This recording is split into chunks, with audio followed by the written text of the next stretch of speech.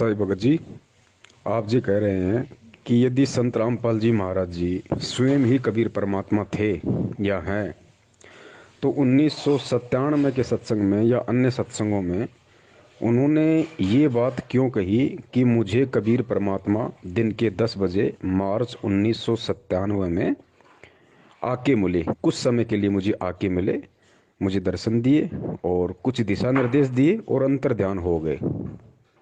अगर गुरुजी स्वयं ही कबीर परमेश्वर थे या हैं, तो फिर उन्हें कौन सा भगवान मिल गया और दूसरा कौन सा कबीर परमेश्वर आके उनको दर्शन दे गया? ये बात आप कह रहे हैं कि मुझे समझ में नहीं आई। भगत जी, यही सब बातें समझाने के लिए परमात्मा ने बार बार ये प्रार्थना की है सत्संगों के माध्यम से कि भाई सत्संग सुनते समय परमात्मा से प्रार्थना करनी चाहिए, एकाग्रचित होकर सत्संग सुनना चाहिए और सत्संग सुनने के बाद में अपने गुरुदेव के द्वारा सत्संगों में जो वचन कहे गए हैं उनके ऊपर चिंतन करना चाहिए।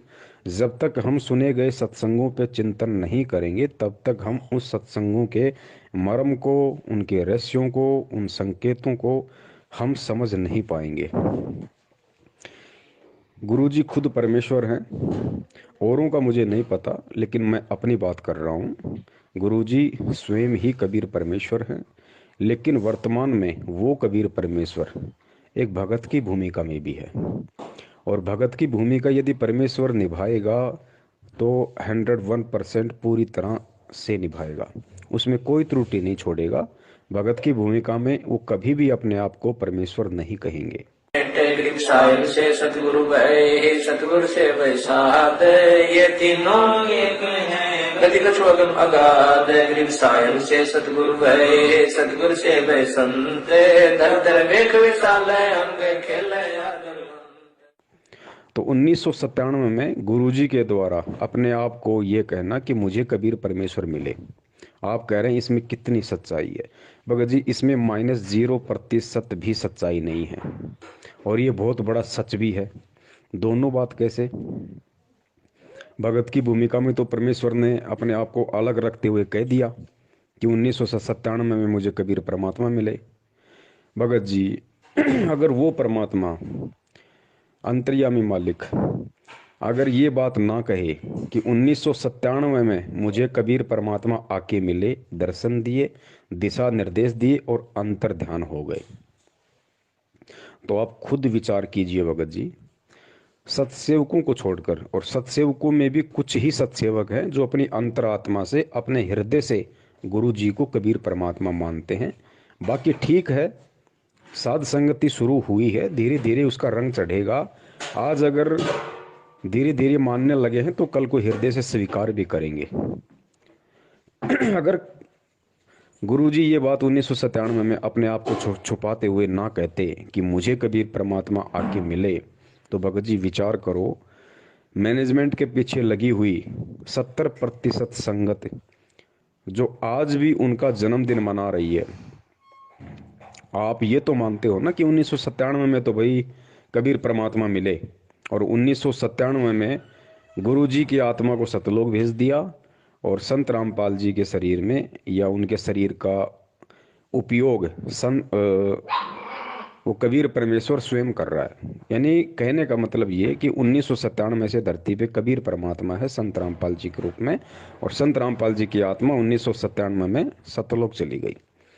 ये बात आपके अच्छे से समझ में आ रही है, लेकिन ये बात भगत जी मैनेजमेंट के समझ में क्यों नहीं आ रही? ये बात मैनेजमेंट के पीछे हुए लोगों के समझ में नहीं आ रही। अगर ये बात भी आज उन लोगों को समझ में आ जाती कि भाई चलो ठीक है, संत रामपाल जी का जन्म हुआ है, वो माँ के पेट से आए हैं मैनेजमेंट के अनुसार, उनके पीछे लगे हुए लोगों के अनुसार, लेकिन वो लोग ये तो मानते हैं ना कि 1997 में उनकी आत्मा को सतलोक भेज दिया। अगर वो ना मानेंगे तो सबसे बड़ा सबूत हमारे पास में है, उनको उसके बाद मानना पड़ेगा। संध्या आरती के सबसे लास्ट में आता है, तेरा रामपाल अज्ञान किया सतलोक का वासी।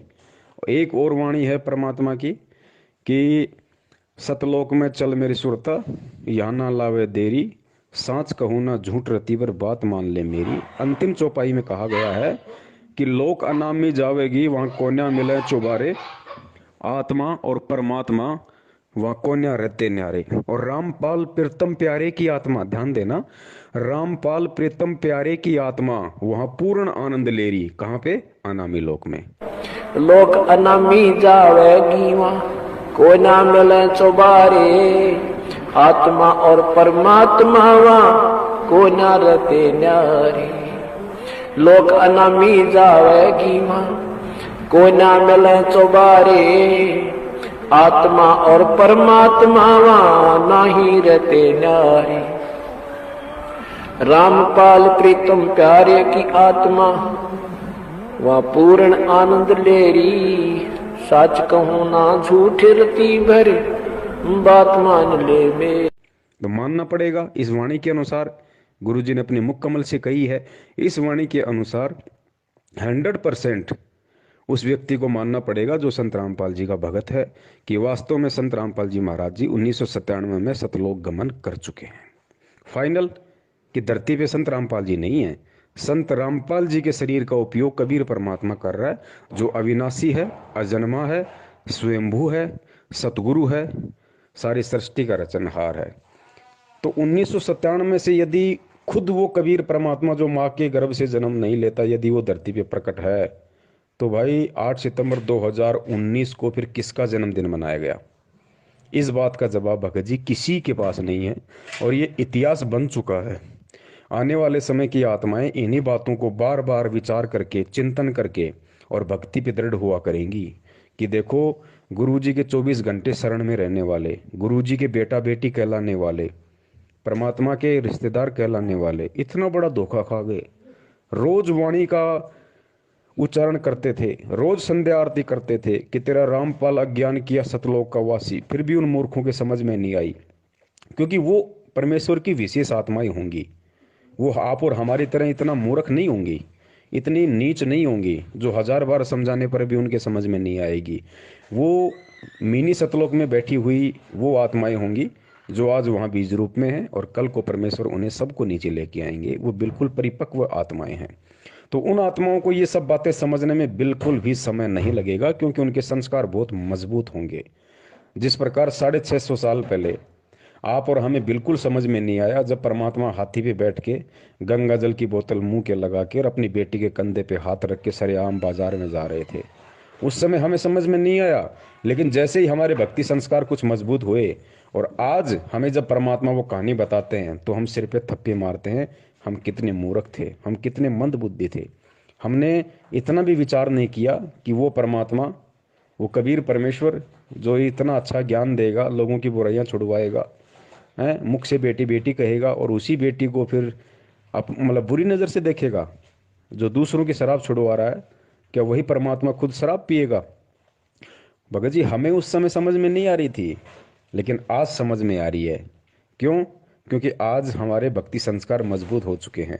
बीच में भी हो सकता है हमें परमात्मा ने अपनी शरण में लिया हो, ज्ञान दिया हो, भक्ति करवाई हो बीच बीच में, तो वो संस्कार हमारे बने, और संस्कार बने तो आज हम 650 साल से ज़्यादा इस भगवान और भक्ति को समझने के लायक हुए। ठीक इसी प्रकार जो गलतियां वर्तमान में मैनेजमेंट कर रहा है, उसके पीछे लगी संगत कर रही है। इन गलतियों का जिक्र आने वाले समय की आत्माएं किया करेंगी, जिस समय आप और हम शायद नहीं होंगे। अगर परमेश्वर ने दया करी, मर्यादा में रहे, तो हम सतलोक में होंगे। तो 1997 में खुद यदि कबीर परमात्मा धरती पे है, तो फिर आज मैनेजमेंट ने किसका जन्मदिन मना दिया? क्या उन्होंने परमात्मा को मानो साबित नहीं कर दिया? क्या उन्होंने ये साबित नहीं कर दिया कि हमें 2 कौड़ी का भी ज्ञान नहीं हुआ? क्या उन्होंने ये साबित नहीं कर दिया कि परमात्मा के परिवार में जन्म लेने से, या परमात्मा के रिश्तेदार बन जाने से, या 24 घंटे परमात्मा के चरणों में रह के बड़े बड़े सेवादार कहलाने से ये ज्ञान समझ में नहीं आता? ये ज्ञान समझ में आता है अपने मजबूत भक्ति संस्कारों से। और यदि मजबूत भक्ति संस्कार ना हो, और यदि साध संगति सच्ची मिल जाए, साध संगति यदि पक्की मिल जाए, तो ये संस्कार मजबूत हो जाते हैं। तो भगत जी, गुरु जी जो अपने लिए कह रहे हैं कि मुझे 1997 में परमात्मा मिले, तो वो झूठ नहीं बोल रहे भगत जी, लेकिन उस बात में सच्चाई भी नहीं है। क्यों नहीं है? क्योंकि वो सोच छल छिद्र की श्रेणी में आता है। वो सोच छल छिद्र की श्रेणी में आता है, झूठ नहीं है। जिस प्रकार धर्मदास जी को परमात्मा 650 साल पहले बार बार कहा करते थे कि धर्मदास मैं तो उस परमात्मा का भेजा हुआ संत हूँ भाई, मैं तो उसका संदेश वाहक हूँ। परमात्मा तो सत्य पुरुष है जो सत्यलोक में रहता है। कबीर नाम भी नहीं बताया धर्मदास को कि परमात्मा का नाम कबीर है। परमात्मा तो सत्य पुरुष है जो सत्यलोक में रहता है। अगर ये कह देते कि परमात्मा का नाम तो कबीर है, तो कबीर रूप में तो परमात्मा खुद आए हुए थे कबीर नाम से, तो धर्मदास वैसे स्वीकार नहीं करता कि मुंह पे बोल रहा है, मेरे सामने खड़ा है, मेरे जैसे आडमास का है, और कहता है परमात्मा की देह नहीं होती, वो तेज पुंज का शरीर है, वो विदेह है, और खुद अपना नाम कबीर, और कह रहा है परमात्मा का नाम कबीर। धर्मदास जिंदगी में स्वीकार नहीं करता। विधेय इसलिए कहा इसको कि जैसे परमात्मा का भी शरीर था और धर्मदास का भी शरीर था, लेकिन परमात्मा विधेयी कहा करते, विलक्षण देही थी उनकी, साकार हैं, थे भी हैं भी, उस समय प्रकट थे, अब भी हैं। और इसी प्रकार इस मंत्र को विधेय मंत्र का, तो उसको समझाने के लिए परमात्मा ने सोच छल छिद्र करना पड़ा कि भाई धर्मदास, मैं तो उसका भेजा हुआ संदेश वाहक हूँ भाई। परमात्मा तो सत्य पुरुष है जो सतलोक में रहता है। तो झूठ थोड़ी बोल रहे थे भगत जी, परमात्मा उस प्यारी आत्मा को समझाने की कोशिश कर रहे थे। एक और उदाहरण आपको देता हूँ। ठीक इसी प्रकार गुरुदेव ने सत्संग में बताया था आदरणीय गरीबदास जी महाराज जी के विषय में, कि जब पंजाब का और राम राय, जिसको झुमकरा भी कहा जाता है, झुमकरा का अंग भी है सतग्रंथ साहिब में, तो पंजाब से चल के और राम राय जी उर्फ झुमकरा गरीबदास जी महाराज जी के दर्शन करने के लिए छुड़ानी आए। वो संत दर्शन को इतने ज़्यादा तड़प रहे थे, घर वालों से आके कहा कि भाई महाराज जी कहाँ हैं, दर्शन करने। घर वालों ने कहा जी कुछ पानी लो, जलपान लो, महाराज अभी आ जाते हैं। बोला नहीं जी, उनके दर्शन किए बिना मैं जलपान नहीं करूँगा। तो घर वालों ने कहा कि भाई महाराज जी खेतों की तरफ गए हुए हैं। बता दिया कि भाई इस तरफ खेत हैं, ऐसे ऐसे हैं, वहाँ महाराज जी मिलेंगे। तो उनको इतनी तड़प थी उनसे मिलने की, वो जो राम राय था वो सीधा खेतों की तरफ अकेला ही चल दिया। परमात्मा जानी जान थे, अंतर्यामी थे। अब उधर से आदरणीय गरीबदास जी महाराज जी चलते हुए आ रहे थे। अब झुमकरान ने तो साधु की जो पहचान थी अपने मन में, वो उस तरह की बैठा रखी थी कि भाई या तो बहुत बड़ी दाढ़ी वाला होगा, या बहुत बड़ी जटा होगी, भगवा वस्त्र होगा, या गले में 15-20 रुद्राक्ष की माला होंगी। उस हिसाब से वो परमात्मा का जो रूप था अपने मन में बसाए हुए था। तो परमेश्वर अंतर्यामी थे, उनको पता था कि ये मुझसे पूछेगा, और पूछते अगर मैंने कह दिया भाई मैं ही गरीबदास हूँ, तो भाई मैं तो बिल्कुल सीधा साधा, जैसे जाट हरियाणा में रहता है उस हिसाब से भाई धोती कुर्ता था बिल्कुल, ना कोई दाढ़ी, ना कोई किसी प्रकार की मूछ, ना कोई और कोई फालतू की कोई माला जनेऊ। तो ये आत्मा तुरंत यहाँ से वापस पंजाब के लिए निकल लेगी, इस आत्मा का मतलब आना व्यर्थ हो जाएगा। तो राम राय चले जा रहे थे, सामने से गरीबदास जी महाराज जी आ रहे थे। तो राम राय ने पूछा भाई इधर गरीबदास जी महाराज जी का खेत कौन सा है, मुझे उनसे मिलना है, और मैंने सुना था कि वो खेतों में है। तो गरीबदास जी महाराज जी ने क्या कहा भगत जी, परमेश्वर ने क्या जवाब दिया, सुनना इस बात को। गरीबदास जी महाराज जी ने कहा कि भाई अब वो घर की तरफ जा रहे हैं। राम राय ने कहा नहीं जी, मैंने सुना है वो खेतों की तरफ हैं, अपने खेत में हैं। तो गरीबदास जी ने कहा कि नहीं भाई, अब वो घर की तरफ जा रहे हैं, आओ मैं तुम्हें मिलाता हूँ, घर की तरफ जा रहे हैं। भगत जी वहाँ कितना बड़ा संकेत दिया था परमात्मा ने, गरीबदास जी ने, कि भाई अब वो घर की तरफ जा रहे हैं। तो कौन जा रहा था घर की तरफ? खुद गरीबदास जी महाराज जी ने अपने विषय में कहा कि भाई मैं ही गरीबदास जी महाराज हूँ और अब मैं घर की तरफ जा रहा हूँ। लेकिन उन्होंने संकेत में कही ये बात कि भाई वो पहले खेतों में थे, अब वो घर की तरफ जा रहे हैं। साधु दर्शन राम का, ईश्वरीय दर्शन होता है। संत इतना उतावला हो कहता है कि मुझे रास्ता बताइए, मैं खेत में मिल लूंगा भगवान से। तो उन्होंने कहा कि नहीं, आप यहीं रुकिए, अगर नहीं मुझे रास्ता बताइए।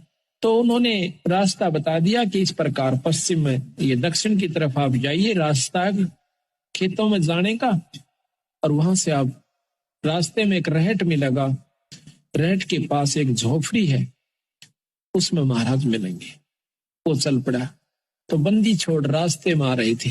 गरीबदास महाराज की वेशभूषा के थी कि धोती और कुर्ता, जैसा आम हरियाणे की वेशभूषा है व्यक्ति पहनते हैं, उस पाव में था, आ रहे थे। तो उसने, राम राय ने बंदी छोड़ से पूछा कि भाई मैंने महाराज गरीबदास का स्थान बताइए। बताते ही इधर खेतों में रहते आए हुए।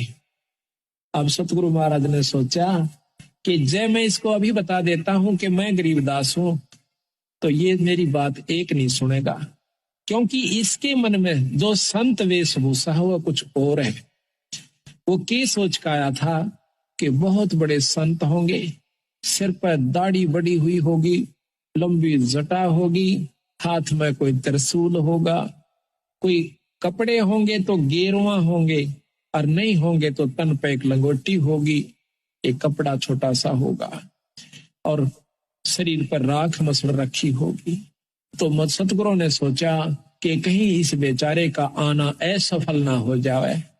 बंदी छोड़ कहने लगे कि महाराज तो भाई आ जाओ, मैं मिलाऊंगा आपको। वो कहता मैंने सुना है खेतों में गए, कोई नहीं अब घर को जा रहे हैं। अब वो वापिस आ जाता है। आ जाओ मैं मिलाता हूँ, आ जाओ।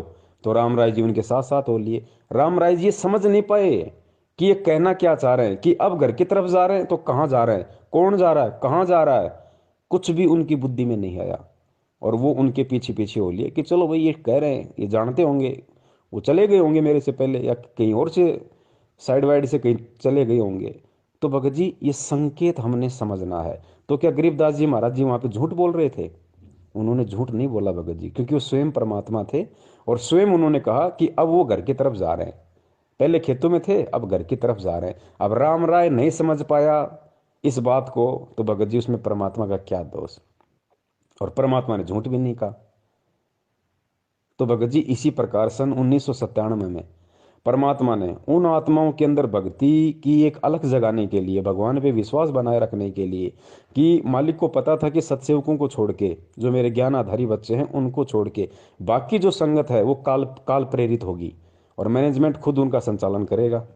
अगर ये 1997 वाली बात यदि आज मैंने सन 2005 में गहरी नज़र गीता में पेज नंबर 538 पे शायद अगर मैंने नहीं लिखी, तो जो मैनेजमेंट के पीछे लोग लगे होंगे उस समय, वो भी मुझे बिल्कुल परमात्मा नहीं मानेंगे, वो कभी मुझे परमात्मा के रूप में स्वीकार नहीं करेंगे।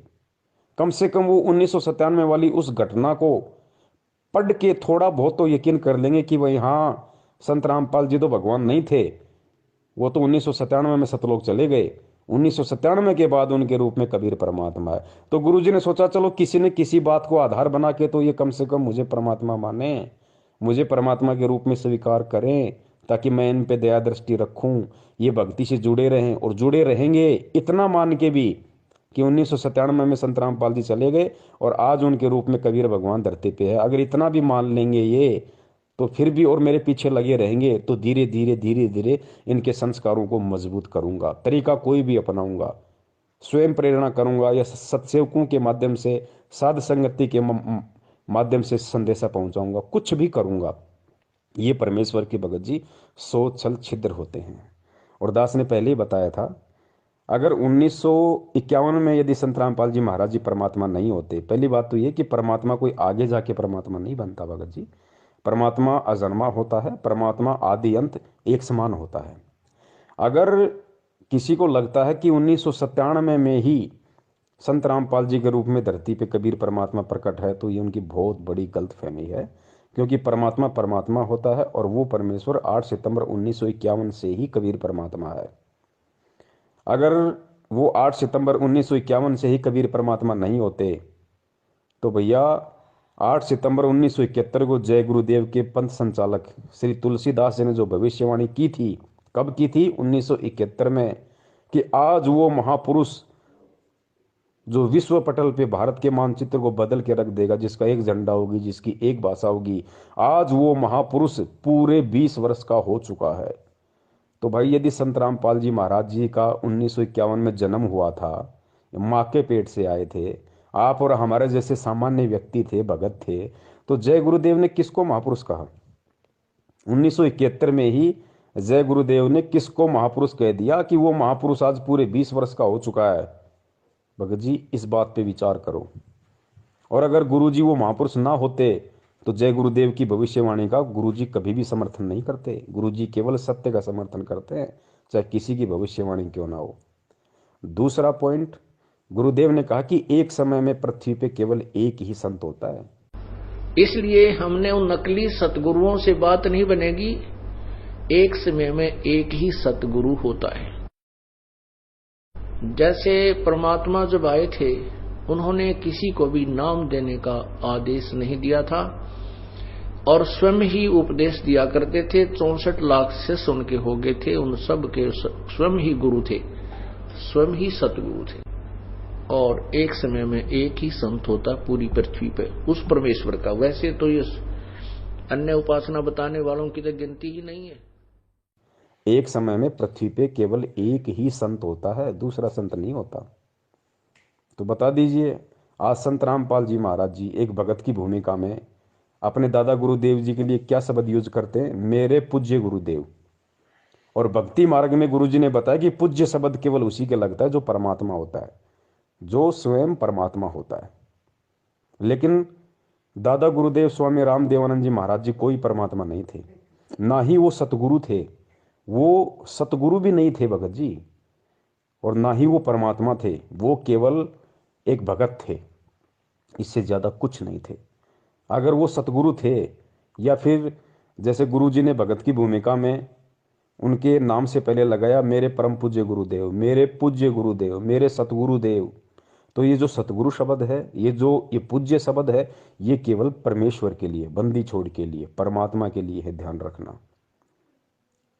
तो भगत जी अगर वो पूज्य होते वास्तव में, अगर वो परमेश्वर होते दादा गुरुदेव, यदि दादा गुरुदेव वास्तव में सतगुरु होते, तो भगत जी 1994 में संत रामपाल जी महाराज जी सतगुरु नहीं बन सकते थे। सांसारिक दृष्टि में नाम दान देने के लायक नहीं बन सकते थे, क्योंकि पृथ्वी पे एक समय में 2 सतगुरु नहीं हो सकते भाई। पृथ्वी में एक समय में एक ही सतगुरु होता है, ध्यान रखना। तीसरा पॉइंट बहुत अहम है और इसको हमने भगत जी समझना पड़ेगा। बगैर समझे हम इसकी गहराई में नहीं जा पाएंगे। ये जो सतनाम का जो मंत्र है 2 अक्षर का, जो शायद आपको मिला या नहीं मिला मुझे नहीं पता, लेकिन सबको पता है कि सतनाम में 2 मंत्र कौन से हैं। ये 2 मंत्र देने का अधिकारी इस पूरी सृष्टि में सतनाम मंत्र देने का अधिकारी गुरु बनकर, सतगुरु बनकर यदि कोई दे सकता है तो केवल बंदी छोड़ कबीर साहब दे सकता है, और कोई भी व्यक्ति सतनाम का मंत्र किसी को नहीं दे सकता। और ना ही ये प्रथम नाम जो है, 5 नाम, ये कोई दे सकता भगत जी, कोई नहीं दे सकता। ये केवल परमेश्वर कबीर साहिब ही दे सकते हैं, इनके अलावा कोई नहीं देगा। कबीर जी ने ये नाम 650 साल पहले दिए। उसके बाद बता दो भगत जी किस महापुरुष ने ये सतनाम को दान किया? किसी ने दान नहीं किया, आज तक रिकॉर्ड है, क्योंकि उनके अलावा कोई दूसरा कर ही नहीं सकता। 650 साल पहले वो स्वयं आए थे, तो उन्होंने लोगों को सतनाम दिया, कुछ विशेष आत्माओं को सतनाम दिया और रिकॉर्ड करवा दिया धर्मदास जी के माध्यम से, क्योंकि धर्मदास जी को परमेश्वर ने सतनाम दिया था। तो धर्मदास जी के माध्यम से परमात्मा ने कबीर सागर में भी रिकॉर्ड करवा दिया पूरा, वो 2 शब्द भी लिखवा दिए, ताकि कल को झूठे ना हो जाएं कि सतनाम में ये मंत्र नहीं है। तो कबीर परमात्मा ने 650 साल पहले सतनाम दिया। उसके 200-250 साल बाद वही कबीर परमात्मा गरीबदास जी महाराज जी के रूप में आए। लेकिन 250 साल पहले जब गरीबदास जी महाराज जी यहाँ आए, तो उनका मकसद किसी को सतनाम देना नहीं था, उनका मकसद किसी का मोक्ष करना नहीं था, उनका मकसद किसी को प्रथम नाम देने का नहीं था। और उन्होंने ना किसी को सतनाम दिया, ना किसी को प्रथम नाम दिया। ये 7 मंत्र जो आज हमें मिले हुए, किसी को नहीं दिया गरीबदास जी महाराज जी ने। जितने भी उनके शिष्य बने, जितने भी उनके भगत बने, सबको उन्होंने भिन्न भिन्न नाम दिए। इस ग्रंथों में लिखा क्या है और हम करवा और कर क्या रहे? हम दोषी हो रहे हैं उस परम पिता परमात्मा कबीर साहब के, और साथ में उस गरीबदास परमेश्वर तुल आत्मा के, जो हमें क्या बताने आए थे और हमने अब क्या शुरू कर दिया। वहां मैं क्या देखा कि श्री ब्रह्मानंद जी ने सामने तो भूरी वालों की और गरीबदास जी की मूर्ति बना रखी है, और कति अपने जहां उनका रहने का स्थान था उसके सामने शिव जी का मंदिर और मूर्ति, शिवलिंग। क्या बात कही। और सुबह उठे, हम रात को वहां रुके थे, मेरे पास फिल्म बनी हुई है। सुबह उठे, उठ करके सबसे पहले शिवलिंग पर जल चढ़ाया, और मेरे साथ जो भक्तात्मा सैकड़ों की संख्या में दर्शनार्थ गए थे वो आश्रमों को देखने के लिए, मुझे कहने लगे, गुरुदेव ये क्या चक्र है, आप तो कह रहे थे ये बड़े महापुरुष हैं और ये पूज रहे शिवलिंग ने, अब क्या जवाब देंगे दास उनको। अब यहां फंस गए हम। कहा मैं कबीरपंथी, कहला मैं गरीबदास पंथी, और पूज्य काल को शिवलिंग जो एक बिल्कुल नासवान भगवान, और कहा परमेश्वर। फिर क्या बनाते हैं, कहते हैं गरीबदास ने लिखा है, दास गरीब दर शिव का दान, भक्ति मुक्ति जन दी निदान। अब ये मुक्ति शिवजी वाली तो हमने ना जाने कितनी बार प्राप्त कर ली है। भगवान शिव ने पार्वती जी को ये प्रथम नाम दिए थे 5, जो हम आपको 7 देते हैं। और भगवान शिव भी इतना ही अमर है, जैसे पार्वती को अमर कर दिया, जब तक शिव की आयु है तब तक पार्वती रहेगी। ये तो हम असंख्यों बार हो चुके इतने अमर। तो गरीबदास जी कहते हैं और डले ढूंढता है, और पूजाएं जो तुम इधर उधर फिरते हो, किसी तीर्थ पे, कोई पितर का, कोई भूतों पे, इससे अच्छा तो शिव जी ने पूज लो।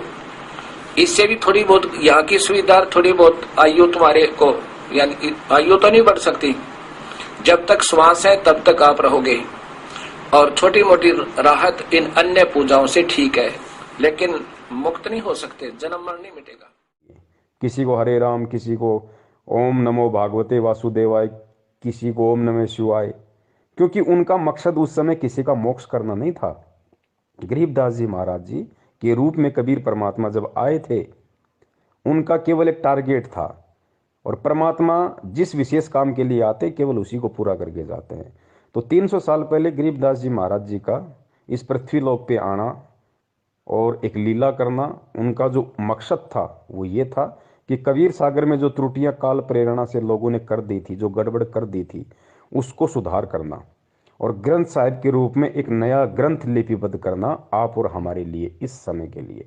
तो परमात्मा उस समय केवल उसी काम के लिए आए थे, और वो काम उन्होंने पूरा किया और हो गए। लेकिन उन्होंने किसी को सतनाम नहीं दिया, वो 2 मंत्र किसी को दान नहीं दिए उन्होंने, ना अपने बच्चों को दिए ना किसी और को दिए, केवल अपने ग्रंथ साहिब में उन मंत्रों को लिख के चले गए, ताकि आज हमारे को विश्वास हो कि वास्तव में यही सतनाम है जो आज हमें संत रामपाल जी महाराज जी दे रहे हैं। वरना हम यकीन ही नहीं कर पाते कि यही सतनाम होगा, हम 650 साल पहले की तरह भ्रमित हो जाते। कलयुग की बिचली पीढ़ी में 12वां पंथ, ये काल के जो कबीर पंथ में होंगे ना, गरीबदास का होगा। और तब तक मैं जो अब ये वाणी लिखवा रहा हूं ज्ञान, इसमें भी ये अपनी सोच अनुसार परिवर्तन करेंगे, कुछ इसका प्रारूप बिगाड़ेंगे। काल बिगड़ुआ होगा, क्योंकि इसने सुख संवेद का नाश कर दिया था। और फिर गरीबदास नाम से 12वां पंथा होगा, ये मेरे नाम से। उसमें मेरी महिमा की वाणी को मैं यथार्थ रूप में प्रकट करवाऊंगा, और वो वाणी इतनी प्रसिद्ध नहीं होएगी, लोग उसको छेड़छाड़ नहीं करेंगे। और गरीबदास ने आदेश दे दिया था उस लिखने वाले को कि जो मैं बोलूं उतना ही लिखेगा, और इसमें कोई छेड़छाड़ करेगा उसकी दुर्गति हो जाएगी। तो भगत जी गरीबदास जी महाराज जी ने भी किसी को सतनाम नहीं दिया, वो 2 मंत्र नहीं दिए। और आज वर्तमान में संत रामपाल जी महाराज जी और कबीर साहिब जी के बीच में जितने भी महापुरुष हुए हैं जिनका जिक्र गुरु जी करते हैं, चाहे धर्मदास जी हो, चाहे गरीबदास जी हो, चाहे नानक जी हो, मलुकदास जी हो, घीसा दास जी हो, कितने भी महापुरुष हुए हैं भगत जी, उन सबको परमात्मा ने ये सतनाम दिया। लेकिन उनमें से किसी को भी आगे सतनाम को दान करने का आदेश नहीं दिया। आदरणीय नानक जी भी, क्योंकि नानक जी तो नाम दे ही नहीं सकते थे, लेकिन जब बेई नदी से परमात्मा उनको सतलोक ले गए तो वही पुनकर्मी आत्मा थी परमात्मा की, मालिक ने उसी समय उनको सतलोक में बैठा दिया था। उसके बाद में जब वापस वो आए तो नानक जी नहीं थे, कालूराम मेहता का बेटा नहीं था भगत जी, स्वयं कबीर परमात्मा नानक जी के रूप में धरती पे मौजूद है। और नानक जी कितने वर्ष तक रहे, उतने वर्ष तक परमात्मा ने नानक जी के रूप में लीला की। नानक जी के वो शरीर, वो चोला धारण किया परमात्मा ने, नानक जी वाला, और पूरे समय उन्होंने लीला की। और नानक जी के रूप में भी वो कबीर परमात्मा वाहे गुरु नाम देता रहा, लेकिन सतनाम किसी को नहीं दिया। लेकिन आज हमें विश्वास हो कि वास्तव में यही सतनाम है, नानक जी के माध्यम, मतलब नानक जी के रूप में उन्होंने गुरु ग्रंथ साहिब में वो मंत्र लिख दिए ताकि हमें आज हमें विश्वास हो।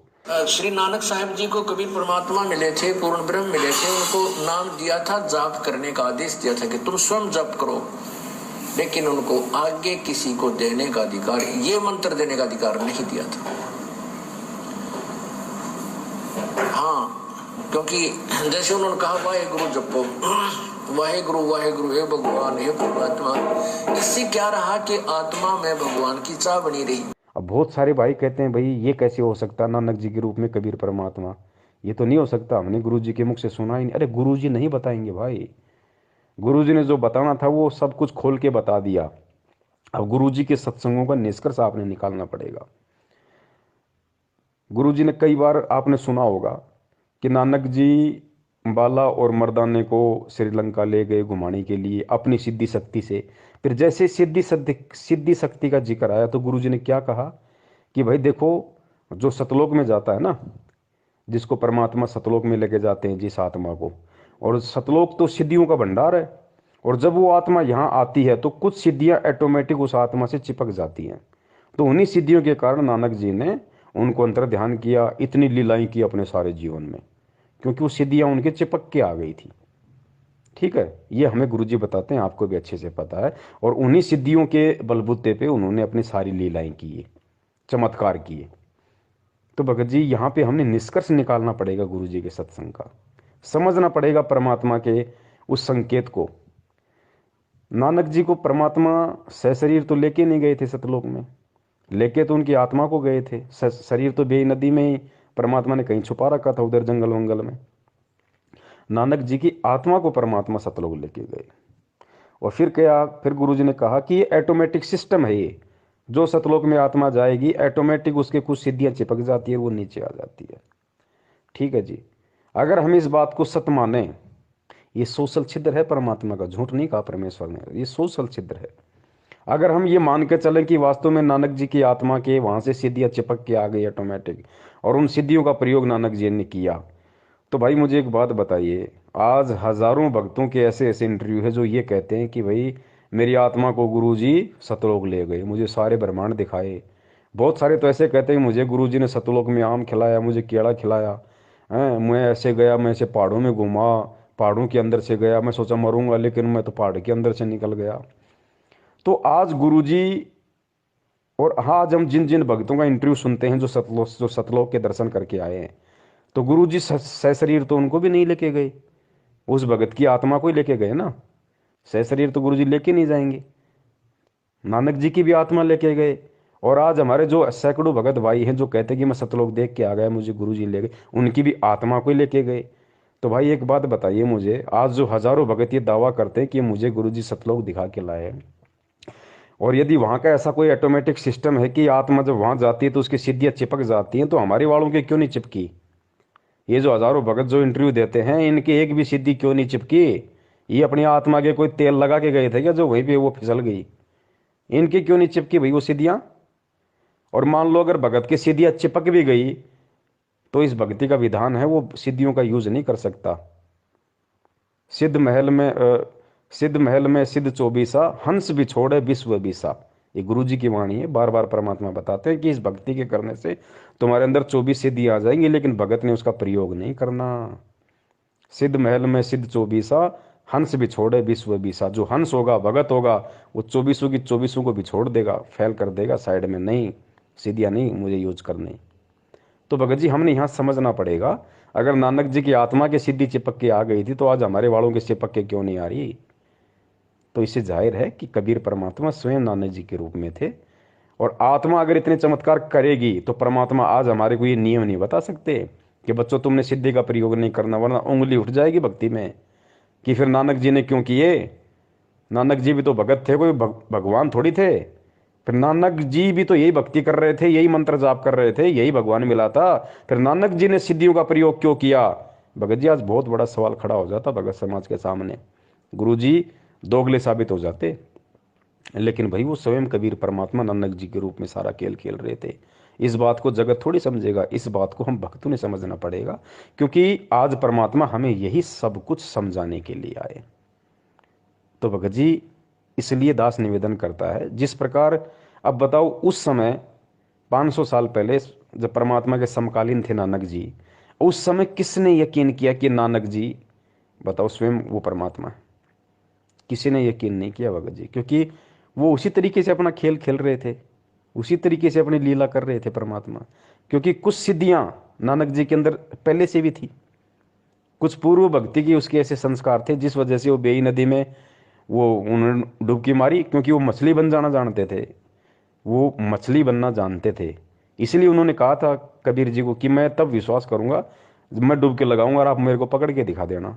तो नानक जी में परमात्मा के मिलने से पहले भी सिद्धियां थी, लेकिन परमात्मा से मिलने के बाद, परमात्मा से दीक्षा लेने के बाद, चाहे सिद्धियां हो या ना हो, भगत सिद्धियों का प्रयोग नहीं कर सकता। तो नानक जी को परमेश्वर ने सतलोक भेज दिया था, उसके बाद खुद उनके शरीर में थे भगत जी। अब ये समय भगत जी, अब आप सोचिए बड़े भाई, जब स्वयं कबीर परमात्मा ने 650 साल पहले मंत्र दिए और आज खुद वो परमात्मा मंत्र दे रहा है सतनाम का, तो भगत जी परमात्मा ने जब आज से पहले, और ये चारों युगों का इतिहास उठा के देख लो भगत जी, परमात्मा ने स्वयं ही, चाहे वो किसी संत के रूप में आए हो या चाहे स्वयं आए हो भगत जी, परमात्मा ने स्वयं ही ये मंत्र लोगों को दान किए हैं। दूसरा कोई मंत्र दान नहीं कर सकता, कोई नहीं कर सकता। जैसे परमात्मा जब आए थे उन्होंने किसी को भी नाम देने का आदेश नहीं दिया था और स्वयं ही उपदेश दिया करते थे। 64 लाख से सुन के हो गए थे, उन सब के स्वयं ही गुरु थे, स्वयं ही सतगुरु थे। और एक समय में एक ही संत होता पूरी पृथ्वी पे उस परमेश्वर का। वैसे तो ये अन्य उपासना बताने वालों की तो गिनती ही नहीं है। अब कोई कहेगा भाई मीराबाई को कैसे रविदास जी से मंत्र दान करवा दिए, तो इस बात को भी हमने गुरु जी के ज्ञान को आधार बना के समझना पड़ेगा। मीराबाई को रविदास जी ने नाम दीक्षा नहीं दी थी। आपने गुरु जी के मुख से भी सुना होगा कि भाई मीराबाई से नाम लिया, कबीर जी ने कहा कि जा भाई रविदास जी से नाम ले ले, तो मीराबाई जाके रविदास जी से नाम ले आई। लेकिन यहाँ गुरु जी जो बात हमें समझाना चाह रहे हैं पुण्यात्माओं, परमात्मा एक सांसारिक दृष्टि से सत्संग करेंगे, वरना दुनिया विरोध खड़ा कर देगी।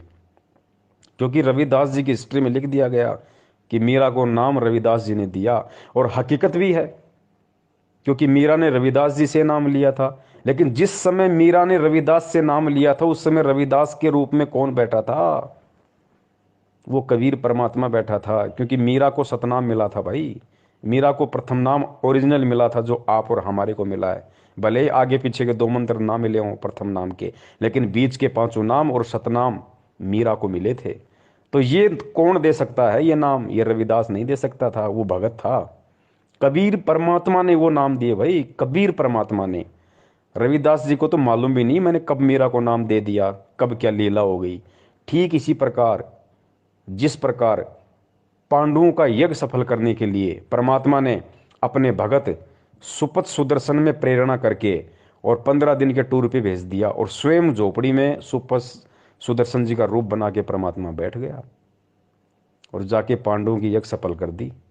और सुपथ सुदर्शन को आजीवन नहीं पता चला कि मेरे रूप में परमात्मा पांडवों का यज्ञ सफल करके आ गए।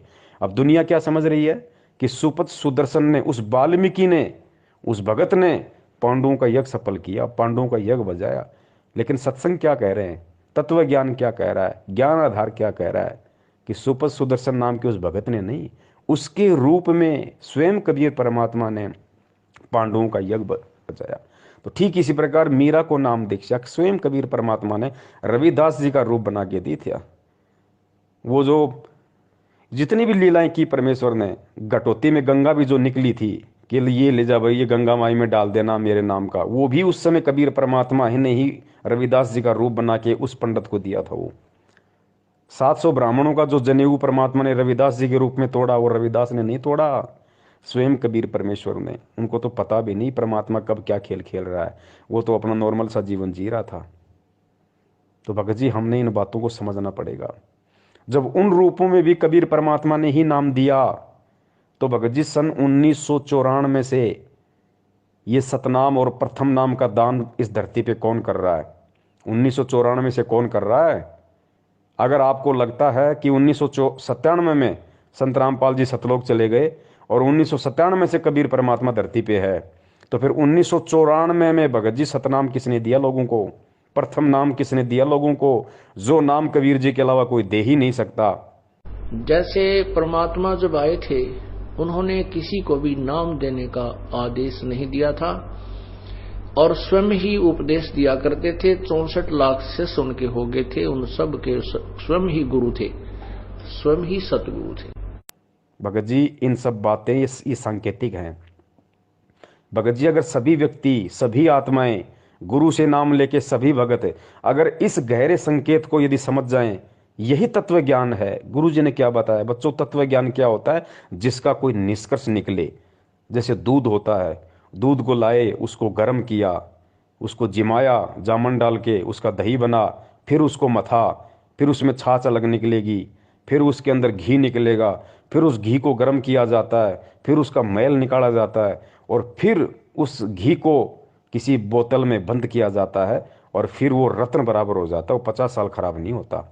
तो ऐसे भगत जी ये तत्व ज्ञान का निष्कर्ष आज गुरु जी के सत्संगों को आधार बना के, उनके ज्ञान को आधार बना के आज भगत जी हम भक्तों ने स्वयं करना पड़ेगा। आज परमात्मा जबरदस्ती नहीं करेगा भगत जी, परमात्मा जबरदस्ती नहीं समझाएगा। अब ये सार भगत जी हम भक्तों ने निकालना पड़ेगा। यही तत्व ज्ञान है। इसीलिए परमात्मा ने बिजली पीढ़ी का समय चुना और इसीलिए परमात्मा ने आज हमारे को अक्षर ज्ञान करवाया, ये शिक्षा दी, इसीलिए दिए भगत जी। आज भी परमात्मा चोटी पकड़ के खाना नहीं खिलाएगा। मालिक ने खाना सामने रख दिया, खाना हमने पड़ेगा कि क्या हमारे लिए उचित है, क्या हमारे लिए अनुचित है। अपने आत्माओं, दास का उद्देश्य ये केवल राम कथा सुनाना नहीं है, आपको विद्वान बनाना है ताकि आप मार ना खा जाओ, भविष्य में फिर काम ना बिगड़ जाए। और बहुत आसान तरीके से आपको समझाया जा सकता है। 1 बार 2 बार 100 बार बताऊंगा, अपने आप हृदय समा जाएगी आपके। इस झूठ को हमने लाखों बार सुन लिया तो सच्ची होगी, सत्य को भी सैकड़ों बार सुनोगे अपने आप। सत्य तो है ही सत्य, या तो ऐसा जगह बना देगी फिर कोई टस से मस नहीं कर सकता। तो आज हर स्थिति में भगत जी परमेश्वर को दोष नहीं दिया जा सकता। जो लोग कहते हैं ना कि पवन गुरुद्रोही, फलाने गुरुद्रोही, मैनेजमेंट गलत या सत्सेवक सही, ठीक इसी प्रकार ये निर्णय संगत ने स्वयं करना पड़ेगा। इस ज्ञान को आधार बना के गुरु जी के भरोसे बैठोगे, मूर्खता में रहोगे। जिस प्रकार परमात्मा ये गहरे गहरे संकेत नहीं बता रहे, ये कह के छोड़ दिया कि 1997 में मेरे को कबीर परमात्मा मिले, लेकिन निष्कर्ष निकालने वालों ने, गोताखोरों ने गोता मार के वो हीरे मोती समुद्र के नीचे से उठा के ले आए। उन लोगों ने ज्ञान आधार से और निष्कर्ष निकाल लिया कि 1997 में परमात्मा धरती पे आया या 8 सितंबर 1951 को ही परमात्मा धरती पे आ गया था। और जो भी रामपाल नाम का जो व्यक्ति था, उसको उसी क्षण उस आत्मा को परमात्मा ने सतलोक भेज दिया था। अगर वो आत्मा ना होती, अगर वो माँ के गर्भ से जन्म लेके ना आती, तो आज ये शब्द भी नहीं बोलते गुरुदेव कि तेरा रामपाल अज्ञान किया सतलोक का वासी। वो विशेष आत्मा जो भी थी परमात्मा की, उसी क्षण इंद्रो माई के गर्भ से जन्म लेते ही परमेश्वर ने उसको सतलोक भेज दिया। मालिक ने, मालिक का तो सेकंडों का काम है, चुटकियों का काम है परमेश्वर का। तो अब बहुत सारे लोग कहेंगे भैया अगर वो आत्मा उसी समय सतलोक चली गई थी तो फिर इंद्रो माई ने फिर संत रामपाल जी का विवाह किया अनारो माई के साथ, और आत्मा तो उसी समय सतलोक चली गई। उसके बाद से उस शरीर में स्वयं कबीर परमात्मा, तो फिर अनारो माई को बच्चे पैदा किसने किए? अनारो माई को बच्चे कैसे हुए? कबीर परमात्मा तो संभोग करते ही नहीं। भगत जी यही भी हमने तत्व ज्ञान से ही हमने इसका निष्कर्ष निकालना पड़ेगा। भगत जी परमात्मा को हमने पहचानना पड़ेगा, परमात्मा की लीलाओं से आज हमने परिचित होना पड़ेगा। परमात्मा क्या नहीं कर सकता। परमात्मा भगत जी बिना आत्मा के शरीर को ऐसे चला दे जैसे आप और हम चल रहे हैं, बिना आत्मा के शरीर को। अरे जब सिद्धि शक्ति से बिना इंजन के लोगों ने पुष्पक विमान बना लिए थे, जिसमें ना डीजल डलता था, ना जिसमें ईंधन प्रयोग होता था, ना जिसके अंदर कोई पेट्रोल डलता था, वो पुष्पक विमान सिद्धि शक्ति से क्या नहीं हो सकते थे?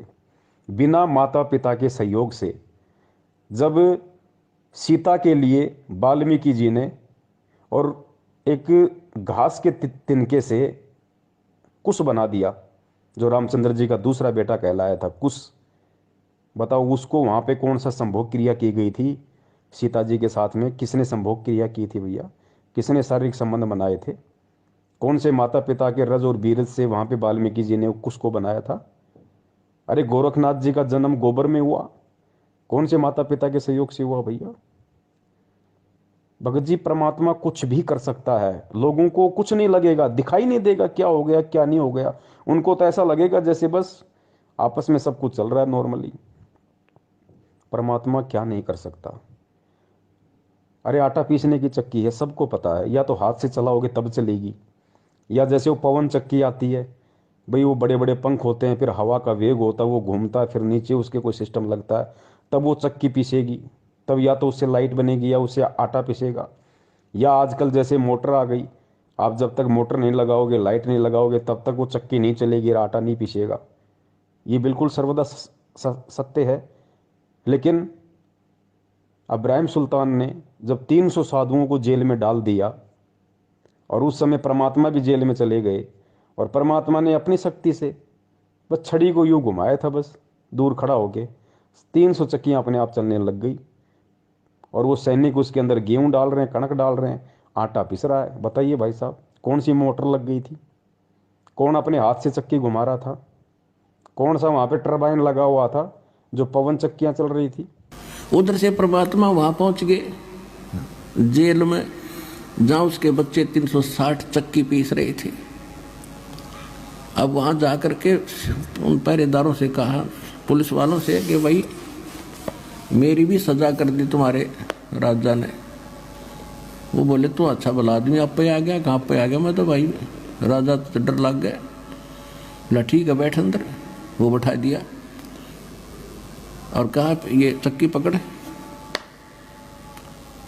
तो परमात्मा खड़े हो गए, कहने लगे भाई देखो, एक काम करेंगे हम, चाहे तो चक्की चलवा लो और चाहे इसमें तुम कणक डालो, एक काम तुम करोगे काम करेंगे। और सबको कह दिया बंद कर दो भाई। अब सैनिकों ने सोची अच्छा क्रांतिकारी है, इसने सटराई करवा दी। कहने लगे बात उन्हें सोची, पुलिस वाला ने सोची कि लाइन नसीब दे कराएंगे आज, पहले 2 घंटे 4 घंटे चक्की चलवाते थे, सारा दिन चलवाएंगे। कहा कि हम कनक डालेंगे और तुम चक्की चलाओ। परमात्मा बोले ठीक है, पोजीशन पकड़ो, आप आओ सारे तैयार हो जाओ, कणक ले ले गए। अच्छा हो गए तैयार। परमात्मा एक सोटी ले रहे थे, डंडी सी, अपनी चक्की के उस डंडे का लगा दी, चल बच्चा पीस देन काटा। तो वो सारी चक्की 360 की 360 कखा उठा दिया, जैसे बिजली वाली चाल लग रहे हैं। अब उन सभी से कहा कि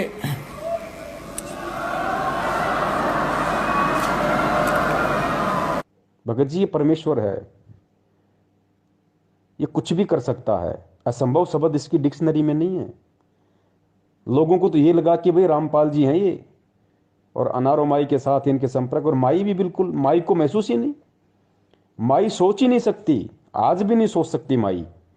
और बिल्कुल माई ने जो महसूस किया होगा कि हाँ मेरे पति ने मेरे साथ ऐसे ऐसे शारीरिक संबंध बनाए, बिल्कुल जैसे आप और हम बनाते आए, ऐसा ही हुआ माई के साथ। लेकिन वो कबीर परमात्मा थोड़ी थे भाई। कबीर परमात्मा तो ऐसे ऐसे 1000 रामपाल रूप बना दे, लाखों रामपाल जी के रूप बना दे, ऐसे ऐसे माई को पता नहीं चले। एक माई के साथ है सदा से, एक अपना सारा खेल खेल रहा है, लोगों को केवल एक ही दिखाई देता है। जिस प्रकार सिकंदर लोदी के दरबार में जब परमात्मा को खूनी हाथी के सामने डाला गया तो परमात्मा ने सिंह रूप धारण कर लिया, तो पुण्यात्मा उस समय पूरी दुनिया को तो वो कबीर दिखाई दे रहा है, और सिकंदर लोदी को वो सिंह रूप दिखाई दे रहा है। वो सॉरी, उसको हाथी को और पीलवान को, हाथी को और पीलवान को तो परमात्मा सिंह रूप में दिखाई दे रहे हैं, शेर रूप में दिखाई दे रहे हैं।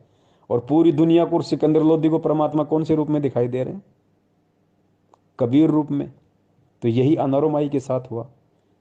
एक रामपाल रूप तो बिल्कुल जैसे अनारो माई के साथ में, तो जरूरी थोड़ी है कि कबीर परमात्मा की कोई आत्मा थी उस शरीर में जो अनारो माई के साथ में रहे। पुण्यात्माओं, इन चीजों को हमने समझना पड़ेगा। परमात्मा एक ही समय में लाखों लीलाएं कर सकता है, लाखों खेल खेल सकता है।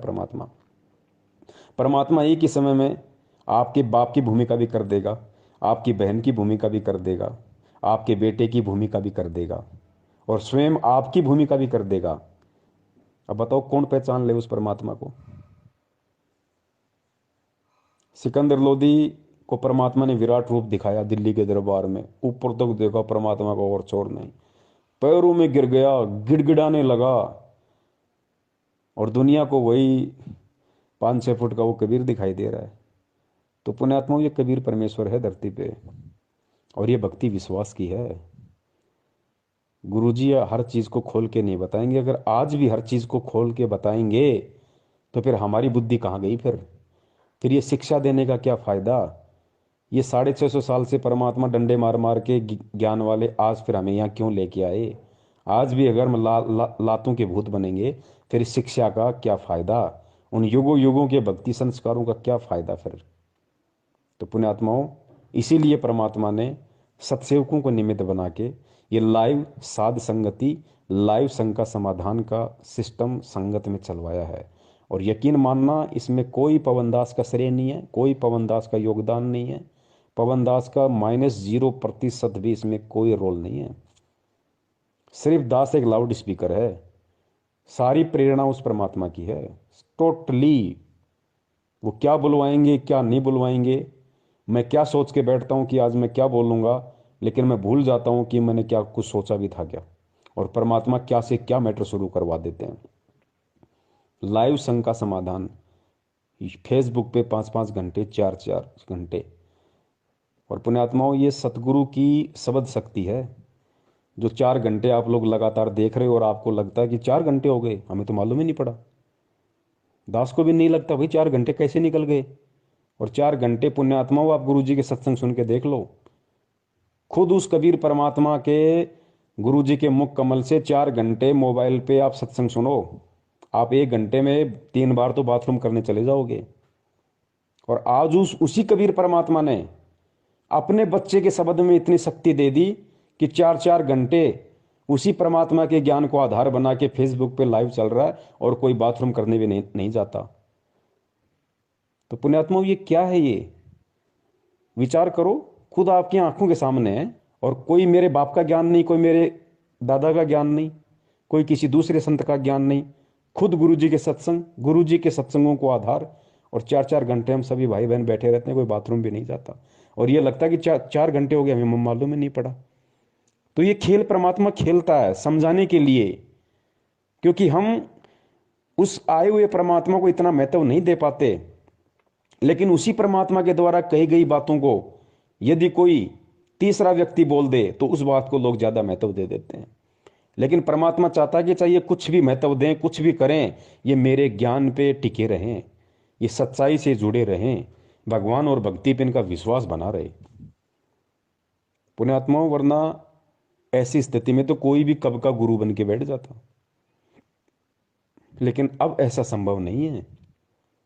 परमेश्वर ने अपनी आत्माओं के हृदय में तत्व ज्ञान रूपी बीज डाल रखा है। अगर मेरे जैसा कोई दुष्ट, कोई नालायक यदि ऐसी गंदी सोच भी सोच लेगा, उसी क्षण परमात्मा उठा के दूर कर देंगे। और सामने वाले जो बच्चे हैं परमात्मा के, जो संगत है, वो कदापि स्वीकार नहीं करेगी, बिल्कुल कदापि स्वीकार नहीं करेगी। कुछ मूर्ख होते हैं, उनकी कह नहीं सकते, जैसे कोई संजय के पीछे लग गया, कोई अपना और कहीं सेट हो गया। बाकी अब परमात्मा नकली संतों के, पंथों के चिमटे उखड़वाने आए हैं। नया चिमटा नहीं गड़ेगा किसी का, चाहे कोई कितना ही खुश हो ले अपना चिमटा गाड़ के, संजय जैसा या मैनेजमेंट जैसा, चिमटे इनके उखड़ेंगे अब। तो भाई परमेश्वर दया करें, धरती पे मालिक है। 8 सितंबर 1951 से धरती पे प्रकट है, विद्यमान है। खेल परमात्मा कोई भी खेल सकता है भगत जी, कुछ भी खेल खेल सकता है, समर्थ है। देखो, कई लोग कहते हैं कि भाई गुरुजी माँ के गर्भ से नहीं आ सकते, गुरुजी जन्म नहीं ले सकते। अरे क्यों नहीं ले सकते भाई पुण्यात्मा, ये भी हमने समझना पड़ेगा। हालांकि आज परमात्मा माँ के गर्भ से जन्म लेके नहीं आया, लेकिन क्या वो आ नहीं सकता? 100 बार आ सकता है। वो समर्थ है। समर्थ उसी को कहते हैं जो क्या नहीं कर दे। लेकिन वो परमात्मा के जो गुण है, उन गुणों में लिखा हुआ कि परमात्मा कभी माँ के गर्भ से जन्म नहीं लेता, तो वो परमात्मा जन्म लेगा नहीं। बाकी कोई ये कहे कि ले नहीं सकता, वो गलत हो जाएगा। परमात्मा तो कुछ भी कर सकता है, लेकिन वो लेगा नहीं। अब आज हमें यकीन क्यों नहीं हो रहा? क्योंकि हमने हर बार यही सुना है कि परमात्मा तो सशरीर आते हैं, परमात्मा तो सशरीर जाते हैं। 650 साल पहले परमात्मा सशरीर आए थे। अरे भाई, 650 साल पहले जब सशरीर आए थे, उस समय किसने किसने विश्वास किया था? एक ने भी विश्वास किया हो तो बता दो। रामानंद जी को भी विश्वास नहीं हुआ, जिनको गुरुदेव ने, कबीर परमेश्वर ने अपना मुंह बोला गुरु बना रखा था। अगर उनको ये विश्वास हो जाता कि परमात्मा माँ के गर्भ से नहीं आया और परमात्मा प्रकट हुआ है पुण्यात्माओं, वो उसी समय पार हो जाता, आज तक धक्के नहीं खाता। लेकिन विश्वास नहीं हुआ और 64 लाख में उसकी गिनती आती है, फेल हो गया। थोड़ा बहुत ज्ञान सर्वानंद ने स्वीकार किया था, वो भी गुरुजी कहते हैं फेल हो गया। अंत में वो भी ढीले और छोड़ गए परमात्मा को, वो भी फेल हो गए दोनों। अब उस समय परमात्मा सशरीर आए थे तो भाई वो एक अलग मैटर था। क्या मैटर था? परमात्मा हर बार सशरीर नहीं आते। सशरीर कौन सा? जिस प्रकार काशी में आए थे एक शिशु रूप बना के। हर बार परमात्मा वो लीला नहीं करते। वो लीला केवल परमात्मा ने हर युग में एक बार करनी पड़ती है, केवल एक बार। उसके बाद परमात्मा सशरीर प्रकट होते हैं, लेकिन शिशु रूप में प्रकट नहीं होते, फिर वो संत रूप में प्रकट होते हैं फिर।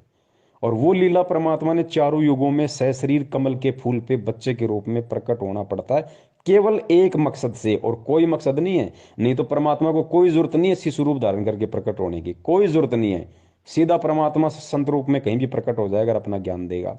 लेकिन वो क्यों प्रकट होते हैं शिशु रूप में, और क्यों फिर हम मंद बुद्धि यही मान लेते हैं कि परमात्मा तो वही है जो शिशु रूप में प्रकट हो? ये भ्रम निवारण करने के लिए मालिक ने अपने सत्संगों में बताया। क्या बताया गुरुदेव ने? कि चारों युगों में केवल एक एक बार परमात्मा को शिशु रूप में किसी भी तालाब में विकसित कमल के फूल पे प्रकट होने की लीला इसलिए करनी पड़ती है क्योंकि परमात्मा के इस प्रकार से प्रकट होने की रचना वेदों में लिखी हुई है कि परमात्मा कमल के फूल पे शिशु रूप में प्रकट होता है। अगर परमात्मा वेदों में लिखी गई उस बात अनुसार यदि एक युग में एक बार ऐसी प्रकट होने की लीला ना करे तो खुद उस परमात्मा के वेद झूठे साबित हो जाते हैं। इसलिए अपने द्वारा वेदों में लिखी गई उन बातों को सत्य साबित करने के लिए परमात्मा ने शिशु रूप में प्रकट होना होता है। अन्यथा परमात्मा को कोई आवश्यकता नहीं बच्चे के रूप में कमल के फूल पे प्रकट होने की, कोई जरूरत नहीं उस परमात्मा को। तो पुण्यात्माओं, हमने हमारे मन में वहम को निकाल देना है कि असल में कबीर परमात्मा तो वही होता है जो शिशु रूप में प्रकट होता है, जो सशरीर ऊपर से आता हुआ किसी को दिखाई दे, वही भगवान होता, नहीं तो और भगवान हो ही नहीं सकता। तो इसका भ्रम निवारण गुरुजी ने इसलिए किया कि वो खाली वेदों में लिखी हुई उस बात को सत्य साबित करने के लिए परमात्मा ने ऐसा करना पड़ता है, और कोई रीजन नहीं है। बाकी तो परमात्मा जब चाहे जैसे चाहे कहीं भी प्रकट हो जाता है। जैसे 8 सितंबर 1951 को इस तरीके से आज प्रकट हुए, और ठीक इसी तरीके से आज से 250 350 साल पहले गरीबदास जी महाराज जी के रूप में प्रकट हुए। गरीबदास जी महाराज जी तो इसी तरीके से जाट परिवार में आए थे। लोगों को तो ये लग रहा था ना कि रानी माँ के पेट से आए हैं, रानी माँ के पेट से आए हैं। बलराम जी उनके पिताजी हैं, गांव उनका छुडानी है। किसने भगवान माना? लेकिन कैसी कैसी लीलाएं की परमात्मा ने। और जब शरीर छोड़ा तो कैसे छोड़ा परमेश्वर ने? अस्थियां नहीं मिली उनकी। बाद में रोए गांव वाले, परिवार वाले, ओ हो ये तो भगवान थे, इनका तो तेज पुंज का शरीर था, इनका तो शब्द स्वरूपी था। उनकी अस्थियां नहीं मिली, और परमेश्वर वहां से और फिर सहारनपुर में जाके प्रकट हो गए उसी रूप में जिस शरीर को लोगों ने 5 तत्वों का मान के उसको जला दिया था, अग्नि को सवा कर दिया था, जिसका नामो निशान मिटा दिया था। उसी शरीर में, उसी उम्र में, जिस उम्र में परमात्मा ने छुड़ाने में अपना शरीर छोड़ा था, उसी उम्र में, उसी रूप में परमात्मा सहारनपुर में प्रकट हो गए। और 35 साल तक चिड़ी के बाप को हवा नहीं लगी कि गरीबदास जी महाराज जी वहां हैं। और जैसे 35 साल बाद उन्होंने सहारनपुर में वो शरीर छोड़ा, उसके बाद जब वो सहारनपुर वाले वहां गए कि भाई उनको बता तो दे महाराज जी ने शरीर छोड़ दिया, भाई अंतिम संस्कार यहाँ करें या वहां लाएं छुड़ानी में। तो गुरुजी बोले वो जब वहां गए तो लोगों ने कहा भाई तुम क्या बात कर रहे हो, महाराज जी तो 35 साल पहले शरीर छोड़ गए, ये देखो इनका ये बना हुआ है, इनका ये स्थान बना हुआ। तब लोगों की आंखें खुली, भाई ये तो परमात्मा था, भाई ये तो कुछ भी लीला कर सकता है। तो पुण्यात्माओं, धोखा मत खाओ। वही कबीर परमात्मा या वही गरीबदास जी महाराज आज हमारी आंखों के सामने हमारा गुरु बन के बैठा हुआ है। हम ही दिल दरिया हैं बाई, हम ही बिंदु सिंध गर्क छाई, हम ही लहर तरंग उठावें, हम प्रगट हम ही छिप जावें, हम ही गुप्त गुज गंभीरा, हम ही अवगत हमें कबीरा। अब बंदी छोड़ा अपना भी भेद दें गरीबदास जी कि मैं कबीर हूं और भाई मैं पूर्ण ब्रह्म परमात्मा हूं। या गरीबदास जी भी यही प्रमाण यानी गुप्त रूप में कभी कहीं कहीं अपना प्रमाण दे जाते हैं।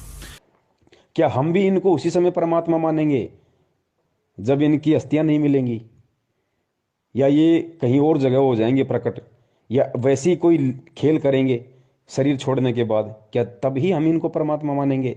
लेकिन उस समय मांगने का फायदा क्या? अरे उस समय भगवान मानने का फायदा क्या फिर, जब हमारे हाथ से ही डोर निकल जाएगी। आज उनका छुड़ाने में मंदिर बना हुआ है, आज लोग उनको परमात्मा मान के पूज रहे हैं, लेकिन फायदा क्या? परमात्मा मान के अगर उस समय पूछते, जिस समय गरीबदास जी महाराज जी ज्ञान सुनाया करते थे, जो भी मंत्र दिया करते थे, उस समय यदि उनकी सेवा करते, उनकी चरण सेवा करते, उस समय यदि उनके ज्ञान को सुनते, आधार बनाते, जीवन में उतारते, तो कुछ काम आता। आज उनको परमात्मा परमात्मा कह रहे हो, लेकिन फायदा क्या? आज तो उनके नाम से केवल धर्म को लोगों ने धंधा बना दिया। तो पुण्यात्माओं, जो गलतियां आज से पहले हमने कर दी, पुण्यात्माओं वो गलतियां अब हमने नहीं करनी। कोई बात नहीं, आप सभी सत्सयोग भाई बिल्कुल भी चिंतित ना हुआ करो। सबसे पहले तो आप ये खुशी मनाओ कि 20 लाख की संगत में से परमेश्वर ने केवल आप पुण्यात्माओं पे अपनी विशेष मेहर बख्श रखी है, जो आप सत्सेवक भाई बहनों के नाम से जाने जाते हो। विशेष दया दृष्टि परमेश्वर की, जो आप लोगों को परमेश्वर ने ज्ञान योग खोला। वरना इस दास को, ये दास जो बातें बोलता है गुरु जी के ज्ञान आधार से, वो भी आपके समझ में नहीं आनी थी। जिस प्रकार मैनेजमेंट के पीछे लगे हुए लोगों के समझ में नहीं आ रही, आपके भी नहीं समझ में आनी थी। लेकिन परमेश्वर ने दास के साथ साथ आपके अंदर भी वो सॉफ्टवेयर डाल दिया, जिस कारण से मैं बोल पा रहा हूं और आप सुन पा रहे हो और उन बातों को स्वीकार कर पा रहे हो कि वास्तव में हमारा भगत भाई जो बातें बोलता है हमारे गुरु जी के ज्ञान के अनुसार है। हमारे गुरु जी के ज्ञान से बाहर एक भी बात नहीं है। अरे मैनेजमेंट वाले भी तो हमारे गुरु भाई हैं, उनके पीछे लगे हुए लोग भी तो हमारे गुरु भाई हैं, गुरु जी का परिवार भी तो हमारा गुरु भाई है। फिर वो इन बातों को क्यों नहीं स्वीकार कर रहे? उनके अंदर ये बातें क्यों नहीं समा रही? क्योंकि उन पे परमात्मा की विशेष रजा नहीं है। और विशेष रजा परमात्मा जब करते हैं जब जीव के भक्ति संस्कार मजबूत होते हैं। तो सबसे पहले तो ये शुक्र मनाओ कि परमेश्वर का आप और हम सभी सत्सेवक भाई बहनों पे विशेष दया है, और हमने कोई भी त्रुटि करने से बचना है। हमने परमेश्वर के ये प्रेम और एकता का जो मार्ग, इसमें प्रेम और एकता बनाए रखनी है। चाहे हमें कोई पवन ठग कहे, चाहे हमें कोई पवन गुरुद्रोही कहे, हमें कुछ भी कहे, कोई कुछ भी कहे, हमने यही सोचना है कि जो भूमिका हमारे परमात्मा ने एक भगत के रूप में करके दिखाई है। हमारे गुरुदेव संत रामपाल जी महाराज जी को लोगों ने ठग कहा, पाखंड कहा। गांव गांव में सत्संग करने जाते थे, लोग उनको गालियां निकालते थे, पत्थरों से मारते थे। पता नहीं परमात्मा ने 2-2 बार जेल गए, आज भी जेल में है। रोहतक जेल में परमात्मा ने पूरी जेल में स्टाफ उनसे झाड़ू निकलवाया करता था। आज परमात्मा 30 या 35 रुपये पर डे तनख्वाह में और एक बागवानी का काम कर रहे हैं, कैदी नंबर 1005 बन के रोहतक वहां पे हिसार जेल में। परमात्मा को लोगों ने कितना भला बुरा कहा, मालिक ने किसी को उप तक नहीं कहा। पाखंडी रामपाल कहा, ठग रामपाल कहा, हिंदू धर्म का विरोधी कहा। क्या परमात्मा ने किसी को उप तक कहा? मालिक को पता था किसको कहूं, सब मेरे बच्चे। तो भाई हम किसको कहें? सब हमारे भाई बहन है, सब हमारे गुरु भाई बहन है। अगर एक गुरु भाई बहन अगर हमें अज्ञानता में ठग कह रहा है, अगर हमें गुरुद्रोही कह रहा है, तो क्या दिक्कत है? उस भाई या बहन के कहने से हम गुरुद्रोही या ठग थोड़ी हो जाएंगे। ठग हम उस दिन होंगे जिस दिन हम ठगी करेंगे, उससे पहले हम ठग नहीं होंगे। कल को अगर आपको या मुझे कोई कह देगी पवन मुख्यमंत्री, पवन मुख्यमंत्री, बताओ, हमें बताओ, 20 लाख की BMW में बैठा के विधानसभा में कौन ले जाएगा? कोई नहीं बैठाएगा हमें। तो जब उनके मुख्यमंत्री कहने से हमारे को कोई मुख्यमंत्री नहीं मान लेगा, तो उनके ठग और गुरुद्रोही कहने से बताओ हम ठग और गुरुद्रोही कैसे हो जाएंगे? तो पुण्यात्माओं, हर हाल में हमने, क्योंकि गुरुदेव ने खुद एक भगत की भूमिका की है, और भगत की भूमिका गुरुदेव इसीलिए करके दिखाते हैं ताकि परमेश्वर के बच्चे उनसे सीख ले सकें, उनसे शिक्षाएं ले सकें। कि भाई मेरे गुरुदेव ने इस तरीके से किया है, जब तक मैं ऐसा नहीं करूँगा मेरी भक्ति मार्ग में तब तक मैं सफल नहीं हो सकता। आज लोग छोटी छोटी बातों को लेकर गुरुदेव से दूर हो जाते हैं। छोटे छोटे कोई दुख, कोई कष्ट, कोई परेशानी आ जाती, हम गुरुदेव से दूर हो जाते हैं, मन में दोष पाल लेते हैं। अरे गुरुदेव ने देखो क्या किया, गुरुदेव का संघर्ष देखो, पूरा जीवन देखो परमात्मा का। 1994 से परिवार उनको त्यागना पड़ा, लोगों का गालियां उनको खानी पड़ी, मार उनको खानी पड़ी पुलिस वालों की, जेल उनको जाना पड़ा, घर उनका उजड़ गया। संत का घर उसका आश्रम होता है, संत का पूरा परिवार उजड़ गया। संत के बच्चे जो होते हैं, संगत जो होती है, वो उनका असली परिवार होता है। तो घर उस परमात्मा का उजड़ गया, बच्चे उस परमात्मा के उजड़ गए। ऊपर से हरियाणा सरकार ने 28 करोड़ रुपए का जुर्माना उनके ऊपर लगा रखा, और 6 साल से परमात्मा जेल में बैठे हुए हैं। जेल में क्या सुख सुविधा मिलती है, कैसा खाना मिलता है, कैसे लोग आपस में बर्ताव करते हैं। गुरु जी को कोई भगवान थोड़ी मानता है जेल में। गुरु जी को पुलिस वाले तो केवल एक मुजरिम मानते हैं, और आपस में जो कैदी हैं वो भी अपने जैसा एक आम व्यक्ति और कैदी मानते हैं। तो सोचो परमात्मा किन लोगों के बीच में, किन किन लोगों के मध्य परमात्मा बैठे हुए हैं, कैसी कैसी उनकी उनकी गंदी और घटिया बातें सुनते हैं। वो कैदियों में कितना दिमाग होता है, वो आपस में कैसे माँ बहन की गालियां दे के बात करते होंगे, कैसे एक दूसरे के प्रति ऊंच नीच की बात करते होंगे। परमात्मा सबकी सुन रहा है ना, सबकी परमात्मा देख रहा है ना। लेकिन ये संदेशा दिया हमें परमात्मा ने इन सारे संघर्षों के बीच में कि बच्चों देखो, मेरा घर उजड़ गया, मेरा आश्रम उजड़ गया, मेरा कलयुगी परिवार मेरे से दूर हो गया, मेरे खुद के भाई बहन, मेरे बच्चों ने, जिनको तुम मानते हो कि ये गुरु जी का परिवार है, गुरु जी के बेटा बेटी, उन्होंने मेरे से गद्दारी करी। आज मेरा परिवार मेरे आदेश की आड़ में मेरे असली बच्चों को लूट रहा है, संगत को लूट रहा है, दान के नाम पे लूट रहा। 2-2 बार मैं जेल गया, मेरा आश्रम उजड़ गया, 30-30 बार मेरा रिमांड हुआ। लेकिन बच्चों, मैंने अपने कबीर भगवान से एक सेकंड के लिए भी, एक क्षण के लिए भी अपने ध्यान नहीं हटाया। मैंने अविश्वास प्रकट नहीं किया कि मेरे साथ इतने जुल्म हो रहे हैं, मेरे साथ इतनी ज्यादतियां हो रही हैं। अरे 1 साल हो जाए, 2 साल हो जाए, चल जाए, 2-2 बार जेल, मेरे 3-3 मेरे आश्रम उजड़ गए, मेरे ऊपर ऐसे ऐसे झूठे लालछन लगा दिए गए, देशद्रोह जैसा मेरे ऊपर मुकदमा लगा दिया गया। लोग मुझे भड़वा कहते हैं, मुझे पाखंडी कहते हैं, मुझे ठग कहते हैं। कहाँ है भगवान? मैं इतना समर्पित हूं मैं कबीर भगवान के प्रति, मैंने मेरा सब कुछ दांव पे लगा दिया। आज वो कबीर भगवान कहाँ गया? आज क्यों नहीं आ रहा? पुण्यात्माओं, एक सेकंड के लिए भी गुरुदेव के मन में ये बात नहीं आई। और यही आज सबसे बड़ा उदाहरण परमात्मा पेश कर रहे हैं कि बच्चों, जिस प्रकार इतना सब कुछ होने के बाद भी जो तुम सहन भी नहीं कर सकते, जो मैं कर चुका हूं, और जो मैं आज सहन कर रहा हूं, वो तुम कभी जिंदगी में सहन भी नहीं कर सकते। और इतना होने के बाद भी मैंने एक क्षण के लिए भी अपने भगवान से मैंने नफरत नहीं की, मैंने अपने भगवान में दोष नहीं निकाला। मैंने भगवान से ये भी नहीं कहा कि भगवान आके मेरी रक्षा कर, मेरे साथ ऐसा क्यों हो रहा है, मैं तो सत्य की राह पे चल रहा हूँ। और मैंने तो सुना कि जो सच की राह पे चलता है भगवान उसके साथ होता है, आप कहाँ हो? एक सेकंड के लिए परमात्मा के मन में ये नहीं आया। तो पुण्यात्माओं, जब भगत की भूमिका में परमात्मा हमें इतना सब कुछ करके दिखा रहे हैं, तो हमने भी उसी स्थिति में आज रहना पड़ेगा। आज चाहे हमारा हाथ कट जाए, चाहे हमारे दोनों पैर कट जाए, चाहे हमारी जुबान कट जाए, चाहे हम बिल्कुल निर्धन हो जाएं, हम दरिद्र हो जाएं, आंखों के सामने बेटा मर जाए, बेटी मर जाए, माँ मर जाए, बाप मर जाए, परिवार उजड़ जाए, कैसे भी हमारे को चाहे हाथ में कटोरा लेकर रोड पे भीख मांगनी पड़ जाए, अंतिम समय तक चाहे हमारे को ये क्रिया करनी पड़ जाए, 2 साल नहीं, 10 साल नहीं, अगर 50 साल का जीवन है और कल हमारी मौत होनी है, और कल की मौत के 1 सेकंड तक यदि हमारे हाथ में कटोरा है और वो दुर्दशा है, और यदि हमें गुरु जी का नाम मिला हुआ है, तो ये गुरु जी उदाहरण पेश कर रहे हैं कि बच्चों, उस समय तक भी तुम्हारे अंदर मेरे प्रति, अपने गुरु के प्रति जरा सा भी विक्षेप नहीं आना चाहिए कि गुरु जी कहाँ है, भक्ति कहाँ है। मैं गुरु जी के लिए इतना सब कुछ मैंने कर दिया, इतना सब कुछ मैंने त्याग दिया, हर चीज़ मेरी बर्बाद हो गई, मैं रोड पे हूँ इतने वर्षों से, टाइम पे खाना नहीं मिल रहा। आज गुरु जी कहाँ गए? फिर कहाँ है भगवान? कहीं ऐसा तो नहीं कि मैंने मेरा जीवन बर्बाद कर दिया हो इनके पीछे लग के। पुण्यात्माओं, अंतिम समय भी यदि हमारे इतना सा भी विक्षेप, यदि ऐसी परिस्थितियों में भी यदि आ गया, तो उसी क्षण हम फेल हो जाएंगे। ठीक है, जो संघर्ष हमने किया, जो यात्राएं हमने सहन की इस भक्ति मार्ग में, वो परमात्मा पता नहीं हमारे को ब्रह्मा विष्णु महेश बना देगा, सारा दे देगा, सब कुछ दे देगा, अनंत युगों तक ऊपर राजा बना देगा, देवता बना देगा, महादेव बना देगा, लेकिन मोक्ष तो नहीं मिला जिसके लिए हम यहाँ पे भटक रहे हैं। तो पुण्यात्मा, इतना विश्वास हमने गुरुदेव पे रखना कर। खुद मालिक की वाणी है कि नाम सहित बेवतन भला, जो दर दर मांगे भीखा, और क्या हुआ छत्र की छाया चाला यो राजपाट दिल्ली का।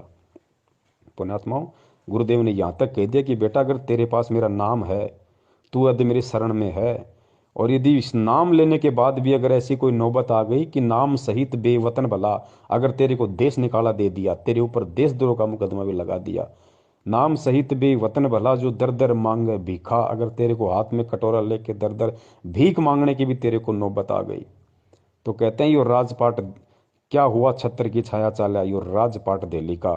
तो अपने आप को किसी राजा से भी जो 24 घंटे ऐसो आराम में रहता, उससे भी खुश नसीब मानना, अगर नाम तेरे पास में है, चाहे भीख मांगनी पड़ जाए।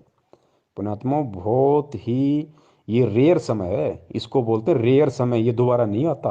अनंत युगों में क्या पता कब बिल्ली के बाग का हमारा छिक्का टूटे, तब ये समय हमारा आएगा पुनः, नहीं तो नहीं आएगा। अब ये बहुर न ऐसा दाव, परमात्मा कहते हैं ना, समझा है तो सिर दर पाव, बहुर नहीं रे ऐसा दाव। अरे जो ऋषि मुनि, जो महात्मा जिनका हम जिक्र सुनते हैं, मार्कंडे जैसे, चुणक जैसे, और भी कितने परमात्मा ने उदाहरण बताए, विश्वामित्र जैसे, जिन्होंने इतने इतने हजारों वर्षों तपस्या की, अपना शरीर गाड़ दिया, सब कुछ दाव पे लगा दिया, किस लिए? केवल परमात्मा के दर्शनों के लिए। उनको मोक्ष का तो पता ही नहीं था, केवल परमेश्वर के दर्शनों के लिए, एक झलक पाने के लिए। और उन महापुरुषों को इतना परित्याग, इतना तप, इतना सब कुछ सहन करने के बाद भी एक सेकंड के लिए दर्शन तक नहीं दिए। इसी कबीर परमात्मा ने, इसी गुरु जी ने जो आज रात दिन हमारे को दर्शनों के प्याले पिला रहा है, दर्शन तक नहीं दिए उनको। तो पुण्यात्मा, ये कितना बड़ा हमारा सौभाग्य है कि खुद चल के परमात्मा हमें लेने आया है, खुद चल के, वरना परमात्मा को कोई हमारी आवश्यकता नहीं है। गुरु जी कहते हैं कि शीश उपाड़े भूई धरे, ऊपर मचके पांव, कबीर का घर शिखर में, तेरी गर्ज पड़े तो आव। गुरुदेव ने बताया कि हे नादान आत्मा, हे पुण्यकर्मी आत्मा, सरा अपने भाग्य को, अपने किस्मत को सरा, कि तू कितना पुण्यकर्मी है, जो खुद सतलोक का राजा तेरे लिए स्पेशल चल के आया, स्पेशल। वरना कहते हैं कि शीश उपाड़े भूई धरे, ऊपर मचके पांव। अगर तू उस परमात्मा को खुश करने के लिए, उस परमात्मा की एक झलक पाने के लिए, अगर तू अपने हाथ में तलवार लेके अपनी खुद की गर्दन काटे, फिर उस गर्दन को अपने पैर के नीचे रखे, कहते हैं शीश उपाड़े भूई धरे, भूई यानी भूमि, शीश उपाड़े फिर भूमि पर धरे, और ऊपर रखे पाव अपने ही शीश पे, फिर तू तेरा पैर रख। कहते हैं कबीर का घर शिखर में, सतलोक में, तेरी गरज पड़े तो आओ। इतना करने के बाद भी वो परमात्मा तेरे ऊपर प्रसन्न नहीं हो सकता। और आज सोच कितना सीधे तरीके से तुझे भगवान मिल गया, तेरी उंगली का नाखून भी नहीं उतरा और तुझे कबीर परमात्मा आके मिल गए, तेरी आंख खोलने से पहले तेरे सामने 38 साल का बन के खड़ा हुआ। तो पुण्यात्मा, भी हमारा भाग्य, हमारा सौभाग्य, हमारा अहोभाग्य। 7.5 अरब विश्व की जनसंख्या, जिसमें से 20 लाख उनके शिष्य, और 20 लाख में से 5-10 हजार सत्सेवक। पुण्यात्मा, सौभाग्य। और 5-10 हजार में से आज लोग जानते कितने को हैं? 200, 250, 400 को। ये परम सौभाग्य हमारा, ये मौका है पुण्यात्मा, इसको गंवाना नहीं है। अरे कहने को तो दुनिया खुद उस परमात्मा को भी देशद्रोही कह रही है, तो क्या हम भक्ति छोड़ दें, उनमें दोष निकाल दें? अरे उनको तो डबल डबल उम्र कैद होगी, वो तो जेल से बाहर नहीं आने वाले भाई, तो क्या हम अपना विश्वास तोड़ दें? तो कहने दो लोगों को, हमें गुरुद्रोही कहते हैं तो कहने दो, हमें ठग कहते हैं तो कहने दो। एक दिन खुद उनकी जुबान सूख जाएगी, खुद चुपचाप हो जाएंगे। ये विधान है परमात्मा का। लेकिन पुण्यात्माओं, अडिग अटल, गुरुदेव कहते हैं कि संत, सिंह और सूरमा ये सदा आगे को बढ़ते हैं, पीछे मुड़ के नहीं देखते ये। तो पुण्यात्माओं, हम संत भी हैं और हम संत के बच्चे भी हैं, हम सिंह भी हैं और हम सिंह के बच्चे भी हैं, हम सूरमा भी हैं और हम सूरमा के बच्चे भी हैं। ये डबल डबल रोल परमात्मा ने ऐसे दया कर रखी है आप और हमारे ऊपर। मालिक की खुद की वाणी है कि लख भर सूरा जूझ ही, लख भर सावंत दे, और लख भर यति जहान में, तब सतगुरु शरणा ले। आप और हम कौन सी आत्माएं हैं? गुरु जी कहते हैं याद कर लिया करो कभी, अगर ज्यादा दबाव डाल दे, और अगर कभी मन में ऐसा कोई दोष उत्पन्न हो जाए ना, तो इन वाणियों को याद कर लिया करो कि मैं कौन हूँ। हनुमान जी जैसे, गोरखनाथ जी जैसे तो हमारे पैर के नाखून के बराबर नहीं है, जिनके लोग घर में मूर्तियां बना के पूज रहे हैं। जब हम तत्व ज्ञान की गहराई में जाएंगे, परमात्मा कहते हैं लख भर सूरा जूझ ही, लख भर सावंत दे, लख भर सूरा, सूरा यानी सूरवीर। गुरु जी ने बताया कि लाखों जन्म तुमने सूरवीर के प्राप्त किए, लाखों जन्म सूरवीर के प्राप्त किए तुमने। और लख भर सूरा जूझ ही लख भर सावंत दे। सूरवीर से भी ज्यादा पुण्यकर्मी होता है सावंत दे वाला व्यक्ति, जिसके हाथ घुटनों से नीचे तक जाते हैं, एक या दोनों, उसको सावंत दे व्यक्ति कहा जाता है। तो कहते हैं लख भर सूरा जूझ ही लख भर सावंत दे। हम जितने भी बड़े बड़े जो सूरवीर हैं, भीम जैसे और जितने बड़े बड़े योद्धा सूरवीर हुए हैं जिनका हम जिक्र करते हैं, जो इतिहास में नाम लिखे होते हैं, कहते हैं बेटा तूने ऐसे ऐसे तो लाखों जन्म सूरवीर के प्राप्त कर लिए पहले, और लाखों जन्म तूने सावंत दे, आज तो कोई है नहीं पूरे विश्व में सावंत दे वाला, ऐसा पुण्यकर्मी आज विश्व में कोई है ही नहीं मानव शरीर में, क्योंकि गुरुजी हैं तो गुरुजी तो परमात्मा है, वो मानव की कैटेगरी में नहीं आते। उनके अलावा कोई सावंत दे व्यक्ति आज पूरी यहाँ पे पृथ्वी पे नहीं है। तो सोचो हमने ऐसे लाखों जन्म प्राप्त कर लिए। तो लख भर सूरा जूझ ही लख भर सावंत दे, और लख भर यति जहान में। यति, हनुमान जी यति थे, उन्होंने शादी नहीं की, कभी स्त्री भोग नहीं किया, उनको कहते हैं यति। एक होता है जति, जति वो होता है जो अपनी औरत के अलावा किसी की तरफ कुदृष्टि डालता भी नहीं है, वो होता है जति। जैसे लक्ष्मण जी थे वो जति थे। और एक होता है यति, यति मानी जिसने कभी शादी नहीं की, पूरा ब्रह्मचार्य का जीवन जिया, मानसिक रूप से भी कभी अपने मन में दोष पैदा नहीं किया, उसको कहते हैं यति। तो जति से बड़ा होता है यति। तो कहते हैं लख भर सूरा जूझ ही लख भर सावंत दे, लख भर यति जहान में। हमने हनुमान जी जैसे लाखों जन्म प्राप्त कर लिए पुण्यात्माओं। लख भर सूरा जूझ ही लख भर सावंत दे, लख भर यति जहान में, तब सतगुरु शरणा ले। उस आत्मा को, उस भगत को जो ऐसे ऐसे लाखों जन्म सूरवीर के प्राप्त कर चुका हो, लाखों जन्म सावंत दे वाले के, और लाखों जन्म हनुमान जी जैसे प्राप्त कर चुका हो, उस आत्मा को गुरुजी आज अपनी शरण में लेंगे। आज उस परमात्मा ने उस आत्मा को अपनी शरण में ले रखा है। अब ये ना समझना कि जितनों को शरण में लेखा है सभी ने लाखों जन्म पाए, नहीं। शरण क्या होती है, शरण के विषय में भी फिर गुरुजी ने बताया कि ताते सतगुरु शरणा लीजे, कपट भाव जो दूर करीजे। ये सतगुरु ये नहीं है कि वो जो सातु मंत्र दे दिए, सतनाम दे दिया, अपने गले में लॉकेट लटका लिया, हाथ में रक्षा सूत्र बांध लिया, 3 टाइम की आरती कर रहे हो और आपको गुरुजी ने शरण में ले लिया, नहीं। असल में गुरु की शरण क्या होती है, असल में इस वाणी पे कौन भगत खरा उतरेगा। कहते हैं ताते सतगुरु शरणा लीजिए, उसको सतगुरु शरण में लेता है। कपट भाव जो दूर करीजिए, जो भगत अपने दिल से, अपने मन से, अपने आत्मा से, अपने हृदय से ये कपट भाव दूर कर देगा। कौन सा कपट भाव है? गुरु को और परमात्मा को दो समझने वाला कपट भाव है। कबीर परमेश्वर को, जिस गुरु रूप में वो कबीर परमेश्वर उसको मिला है, यानी गुरु और परमात्मा को दो समझने वाला, जब तक उसके हृदय में, उसकी आत्मा में छल रहेगा, ये कपट रहेगा कि गुरु अलग है, कबीर परमात्मा अलग है। गुरु तो कबीर जी का प्रतिनिधि है, उनका भेजा हुआ संत है, मेरे जैसा इंसान है, माँ के जन्म से, माँ के पेट से जन्म लेके आया, बाद में कबीर परमात्मा मिल गए, ज्ञान दे दिया, गुरु बना दिया, नाम देने का आदेश दे दिया। कहते हैं जब तक ये कपट तेरे अंदर से नहीं निकलेगा, जब तक तू उस कबीर को और गुरु को एक नहीं मानेगा कि कबीर के भक्ति मार्ग में कबीर के अलावा कोई दूसरा गुरु होता ही नहीं, हो ही नहीं सकता। कहते हैं जब तक ये छल कपट तेरे अंदर से नहीं निकलेगा, तब तक तू सतगुरु की शरण में नहीं गिना जाएगा। और जिस दिन जिस आत्मा के अंदर से ये कपट भाव छल निकल जाएगा, जो बिल्कुल परमात्मा और सतगुरु में कति एक समानता, गुरु जी कहते हैं ना, गुरु गोविंद दो नहीं भाई, और दो समझे वो दो जग जाई, वो नरक में जाता है।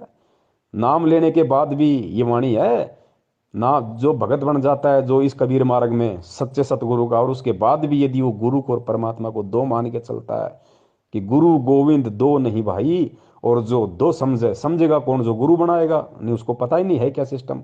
तो गुरु की शरण में आने के बाद भी जब तक इंसान गुरु को और भगवान को दो मान के चलेगा कि गुरु गोविंद दो नहीं भाई, और जो दो समझेगा वो दो जग यानी नरक में जाए, ये परमात्मा की वाणी है।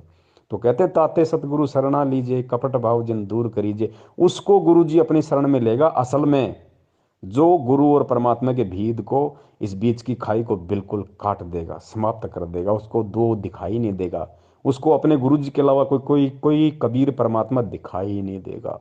फिर उस आत्मा का परमात्मा ज्ञान योग खोलते हैं, फिर उसके साथ 24 घंटे रहते हैं, कोई बाढ़ बाका नहीं कर सकता फिर उस आत्मा का।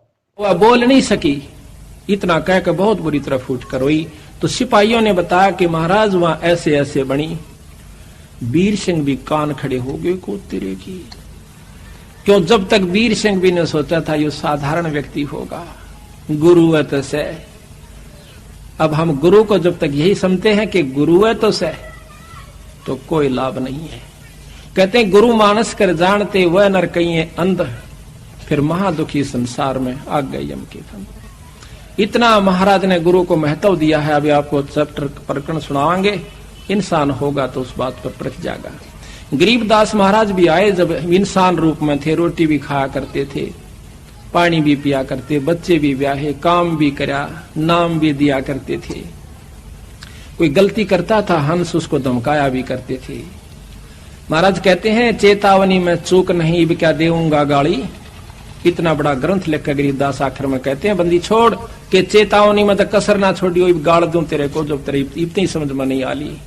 तो इन बातों को सुनकर जो विमुख हो जाते हैं गुरु की फटकार को सहन सम्मुख सहन करना चाहिए। जैसे हीरा घण पर धर का हीरे की पिछाड़ है कि घण का ऊपर रख के रण पर रख के ऊपर से घण मारा जाता है, जो फूट जाता है करच भी हो जाती है वो कच्चा हीरा होता है, और जो सम्मुख चोट सह कन्यो का न्यो रह से तो वो पक्का हुआ पूर्ण कीमत का हीरा हो जाता है। शब्द गुरु की शब्द को, गुरु की चोट को, शब्द की चोट गुरु मारा करे, चाहे वो किसी प्रकार से, चाहे आपने गुस्से में भी कहता नजर आवे, पर उसकी जो निशाना होगा आपका आत्म कल्याण उद्धार ही होगा।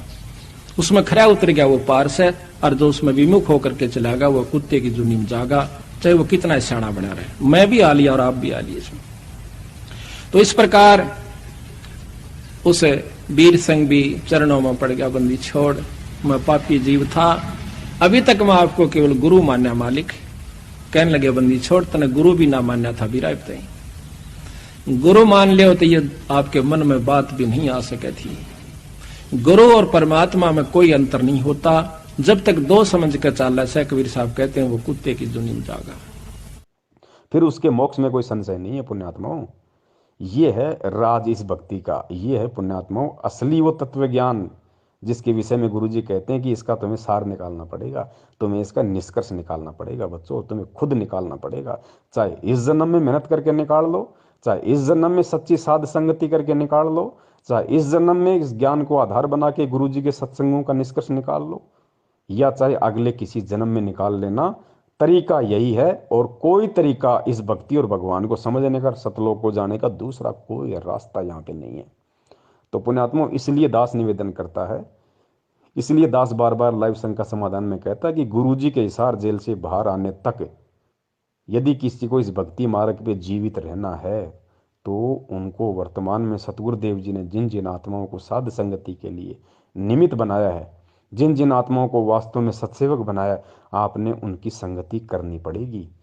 ये हम कोई अपनी तरफ से नहीं कह रहे, ये परमात्मा के विधान से। और ये 1 घंटे से ऊपर की ऑडियो जो पता नहीं परमात्मा ने क्या प्रेरणा करके, एक भाई ने व्हाट्सएप पे कमेंट्स किया था, मनोज बिष्ट जी हैं परमेश्वर की आत्मा, उन्होंने ये सवाल पूछा था, दास ने देख लिया तो परमात्मा ने प्रेरणा की, दास ने ऑडियो बनाना शुरू किया। मालिक आगे से आगे शब्द देते गए, प्रेरणा करते गए, दास बोलता गया। क्योंकि पुण्यात्माओं मुझे अच्छी तरीके से पता है कि मेरा नाम पवन दास है और मेरी औकात 2 कौड़ी की भी नहीं है। परमात्मा कहते हैं अल्लाह मेहरबान तो गधा पहलवान। ये पवन दास नाम का गधा तब तक पहलवान है भक्ति मार्ग में जब तक मेरा अल्लाह, मेरा गुरु मेहरबान है, कुछ नहीं है इसके अलावा। इस दास को तो थोड़ा 200-400 मीटर पैदल चल लेता है तो मेरे तो सांसें उफरने लग जाती हैं।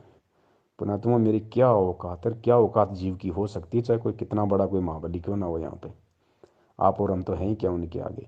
इसलिए पुण्यात्माओं साध संगति से जुड़े रहो, परमेश्वर के ज्ञान को आधार बना के चलते रहो। इस भक्ति मार्ग में गुरु जी के परिवार का, गुरु जी के रिश्तेदारों का, यानी जो वंशवाद है, जो परिवारवाद है, उसका जड़ से समाप्ति होनी है। ये सबसे बड़े दुश्मन होते हैं परमात्मा के, सबसे बड़े दुश्मन। ये ज़्यादातर संगत को लेकर डूबते हैं। परमात्मा ने इनका सत्यानाश करना, ज्ञान आधार से, मारना नहीं है। परमात्मा ने मरेंगे तो अपने कर्मों से मरेंगे, क्योंकि खुद परमेश्वर की वाणी है कि राम किसी को मारे नहीं, मारे तो हत्यारा राम। अरे अपने आप ही मर जाएंगे कर कर खोटे काम। तो ये जो खोटे काम ये खुद कर रहे हैं, जो संगत से करवा रहे हैं ना, इनके कर्म इनको ले डूबेंगे। तो हमने केवल परमेश्वर को अजन्मा, स्वयंभू, सतगुरु, देखो हम गुरु जी को सतगुरु सतगुरु कहते हैं। बंदी छोड़ सतगुरु रामपाल जी महाराज जी की जय। लेकिन ये कभी विचार नहीं किया कि बंदी छोड़ शब्द केवल बंदी छोड़ के लगता है, या तो कबीर परमेश्वर के बंदी छोड़ लगाया, या लोगों ने गरीबदास जी के बंदी छोड़ लगाया, या फिर आज संत रामपाल जी महाराज जी के बंदी छोड़ लग रहा है। तीसरे किसी महापुरुष के आज तक बंदी छोड़ शब्द नहीं लगा। हम भक्ति बोध से आरती करते हैं, 3 समय की छोटी पुस्तक में देख लेना, हमारी 11-12 गुरु प्रणाली है। उन 11-12 गुरुओं में केवल 3 के आगे बंदी छोड़ नाम दिखाई देगा आपको। एक तो खुद कबीर साहिब जी के, एक गरीबदास जी के, और तीसरा आज और हम बोलते हैं बंदी छोड़ सतगुरु रामपाल जी महाराज। तो बंदी छोड़ तो भाई परमात्मा की लगता है। पुण्यात्मा बहुत सारी बातें हैं, बहुत सारी ऐसे पॉइंट हैं, लेकिन अब समय बहुत हो गया। परमेश्वर दया करे, हम लाइव संगति के माध्यम से या वैसे भी परमेश्वर जब जब दया करते रहेंगे, आपस में हम साथ संगति करते रहेंगे। और बस भक्ति का आधार विश्वास है और कुछ नहीं पुण्यात्मा, सिर्फ भक्ति का आधार विश्वास। मैं तो यहाँ तक कहता हूँ, अगर कभी कोई ऐसी नौबत आ जाए, क्योंकि देखो परीक्षा लेगा परमात्मा। सेऊ सम्मन के भाग्य में वो संस्कार नहीं था कि सेऊ की सम्मन अपने बेटे की तलवार से गर्दन काटे, नहीं, उसके भाग्य में लिखा ही नहीं था, ऐसा होना ही नहीं था। परमात्मा ने जानबूझ के परिस्थितियां पैदा की। सम्मन और सेऊ के घर पर जब भगवान गए, ऐसी परिस्थिति बना दी परमात्मा ने, परमात्मा की इज्जत के लिए कि गुरु जी की इज्जत पाँच नहीं आ जाती, अपने लड़के को काटना पड़ गया। और फिर समर्थ शीश लेता है, या शीश दिया करता है, एक्सटेंड करता है, तो सम्मन के पुत्र सेऊ को भी जीवित कर दिया और उनको मोक्ष दिया।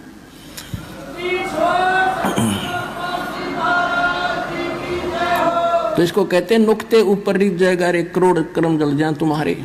फिर हमारी एक गलती है जो सम्मन ने कर दी। उसने क्या गलती की? उसके मन में एक बात बैठ गई कि हे परमात्मा, मैं धनी होता तो सतगुरु की सेवा के लिए मुझे अपना बालक काटना नहीं पड़ता। अब लड़के की गर्दन काटना ये छोटी बात नहीं। और काट दी, फिर उसके बाद उसके दिल में ऐसी ठेस लगी कि ये मैंने क्यों करना पड़ा, कि मेरे पास धन नहीं था। अब वो धन न मांगता रहा, परमात्मा ने उससे जीवन में 1 नंबर का सेठ बना दिया। लेकिन सेऊ और उसकी मां ने की, उनको ज्ञान गजब का समझ में आ गया था, वो तो पार हो गए। ये सम्मन रह गया, माया माया करता, मृत्यु होगी।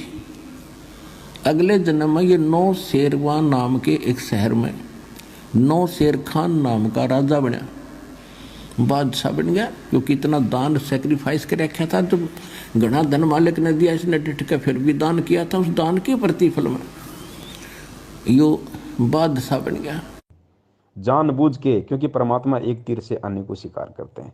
पहला तो परमात्मा ने आज पूरे विश्व के सामने और स्पेशली आज आप और हमारे को भक्ति और भगवान पे विश्वास दिलाने के लिए, एक भगत की महिमा बताने के लिए कि भगवान के लिए क्या कर गुजरने की एक हिम्मत होनी चाहिए भगत के अंदर। अगर जिसको मोक्ष चाहिए उसको, जो सम्मन ने किया, एक सेकंड भी विचार नहीं किया, अपने इकलौते पुत्र की गर्दन काट दी। पुण्यात्मा, आज हम नाखून काटते 5 बार सोचते हैं। तो परमात्मा ने आज के लिए उदाहरण बनाना था। दूसरा जो कमाल था, उसके मन में वहम हो गया था कि मेरे से बढ़ के गुरु जी की कोई सेवा नहीं कर सकता।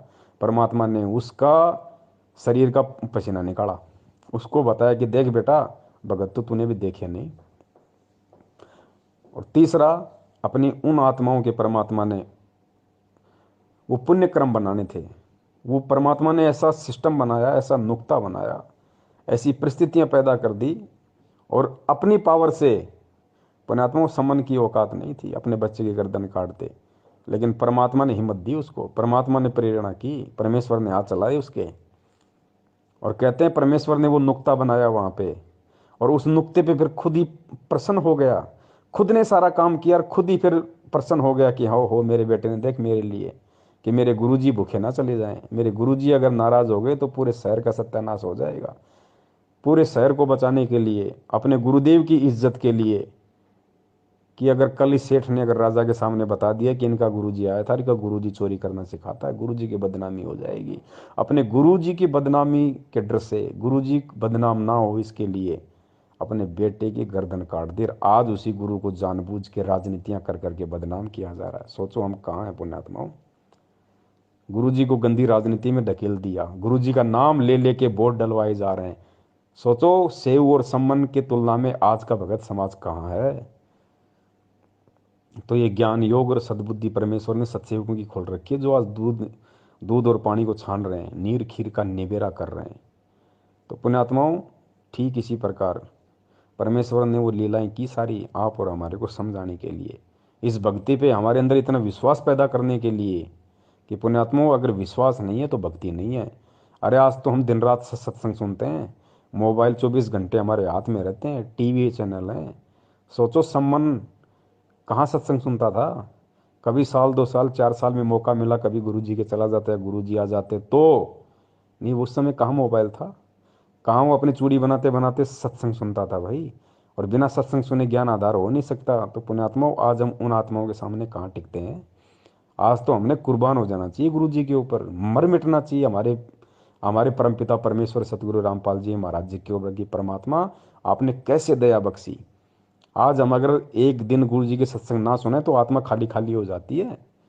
और सोचो, उस समय तो वो 4-4 साल सत्संग नहीं सुनते थे गुरु जी के, फिर भी इतनी उनमें उनमें हिम्मत, दृढ़ता। तो पुण्यात्माओं, आज फिर हम क्यों पीछे हट रहे हैं।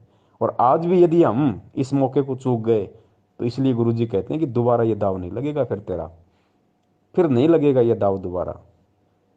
तो पुण्यात्मा, बहुत सारी बातें हैं। परमेश्वर दया करें, हम ऐसे ही एक दूसरे भाई बहन आपस में जुड़े रहें। और हमारे जितने भी भगत भाई बहन जो सतलोक आश्रम मैनेजमेंट हरियाणा के पीछे बेचारे भोलेपन में लगे हुए हैं, पुण्यात्मा हमारा, आप ये सोच लो कि हमारे वो भगत भाई बहन जो 70% हैं जो मैनेजमेंट के पीछे, आप ये मत समझ लो कि उनको कसाई ने बाड़े में कैद कर रखा है। ये सतलोक आश्रम मैनेजमेंट हरियाणा काल रूपी कसाई है साक्षात, और इसने उन भक्तों को बाड़े में कैद रखा है। अब हमारी जिम्मेदारी क्या है। अब हमने उन भक्तों को वहाँ से मुक्त करवाना है गुरु जी के आशीर्वाद से। और मुक्ति का साधन एक ही है उनका, कि हम उन तक ये संदेश से पहुँचाते रहें। ये ऑडियो वीडियो मैसेज लाइव के वीडियो हम उनको ना चाहते हुए भी शेयर करते रहें, चाहे वो हमें गालियाँ दें, चाहे हमें डराएं, चाहे धमकाएं। पुण्यात्माओं, गुरु जी कहते हैं ना, अगर किसी को बुखार है तो बच्चा तो दवाई लेने से मना करता है, ये वो तो रोता भी है, माँ बाप का नाक पकड़ लेता है, कान पकड़ लेता है, थप्पड़ भी मार देता है एक आधा। लेकिन क्या माँ बाप उसको दवाई नहीं पिलाते? पिलानी पड़ेगी, उनको पता है कि ये नादान है। तो इसी प्रकार हमने हमारे भगत भाई बहनों तक, चाहे व्हाट्सएप के ग्रुप हो, चाहे फेसबुक के ग्रुप हो, चाहे सोशल मीडिया का कोई भी प्लेटफॉर्म हो, हमने हर संभव कोशिश करके अपने उन भाइयों तक हमने संदेश से पहुंचाने हैं। चाहे वो हमें अच्छा कहें, चाहे हमें वो बुरा कहें, हमें परमेश्वर के प्रति अपना एक शिष्य धर्म निभाते हुए हमने ये कर्म करना है। बाकी खेल सारा परमात्मा का। तो सत्साई पुण्यात्माओं, बंदी छोड़ सतगुरु रामपाल जी महाराज की जय। तो यहाँ महाराज गरीबदास जी कहते हैं कि भाई इतनी बात समझ के भी जय तेरा पल्ला नहीं पड़ती, फिर तब है तेरी मर्जी। गरीब सतगुरु मिले तो क्या करे, अंदर बाद विवादे, सिर जम डंडा खात हैं, चाहे करोड़ मिलो भावे साध। के सतगुरु गुरु मिल भी जावे और या बात फिर भी पल्ला नहीं पड़े तो के करे बेचारा। गुरु वो कह ही सका है, भी रो सका है, बता सका आपको, बाकी इस पर अमल करना तो आपके भाग की बात है।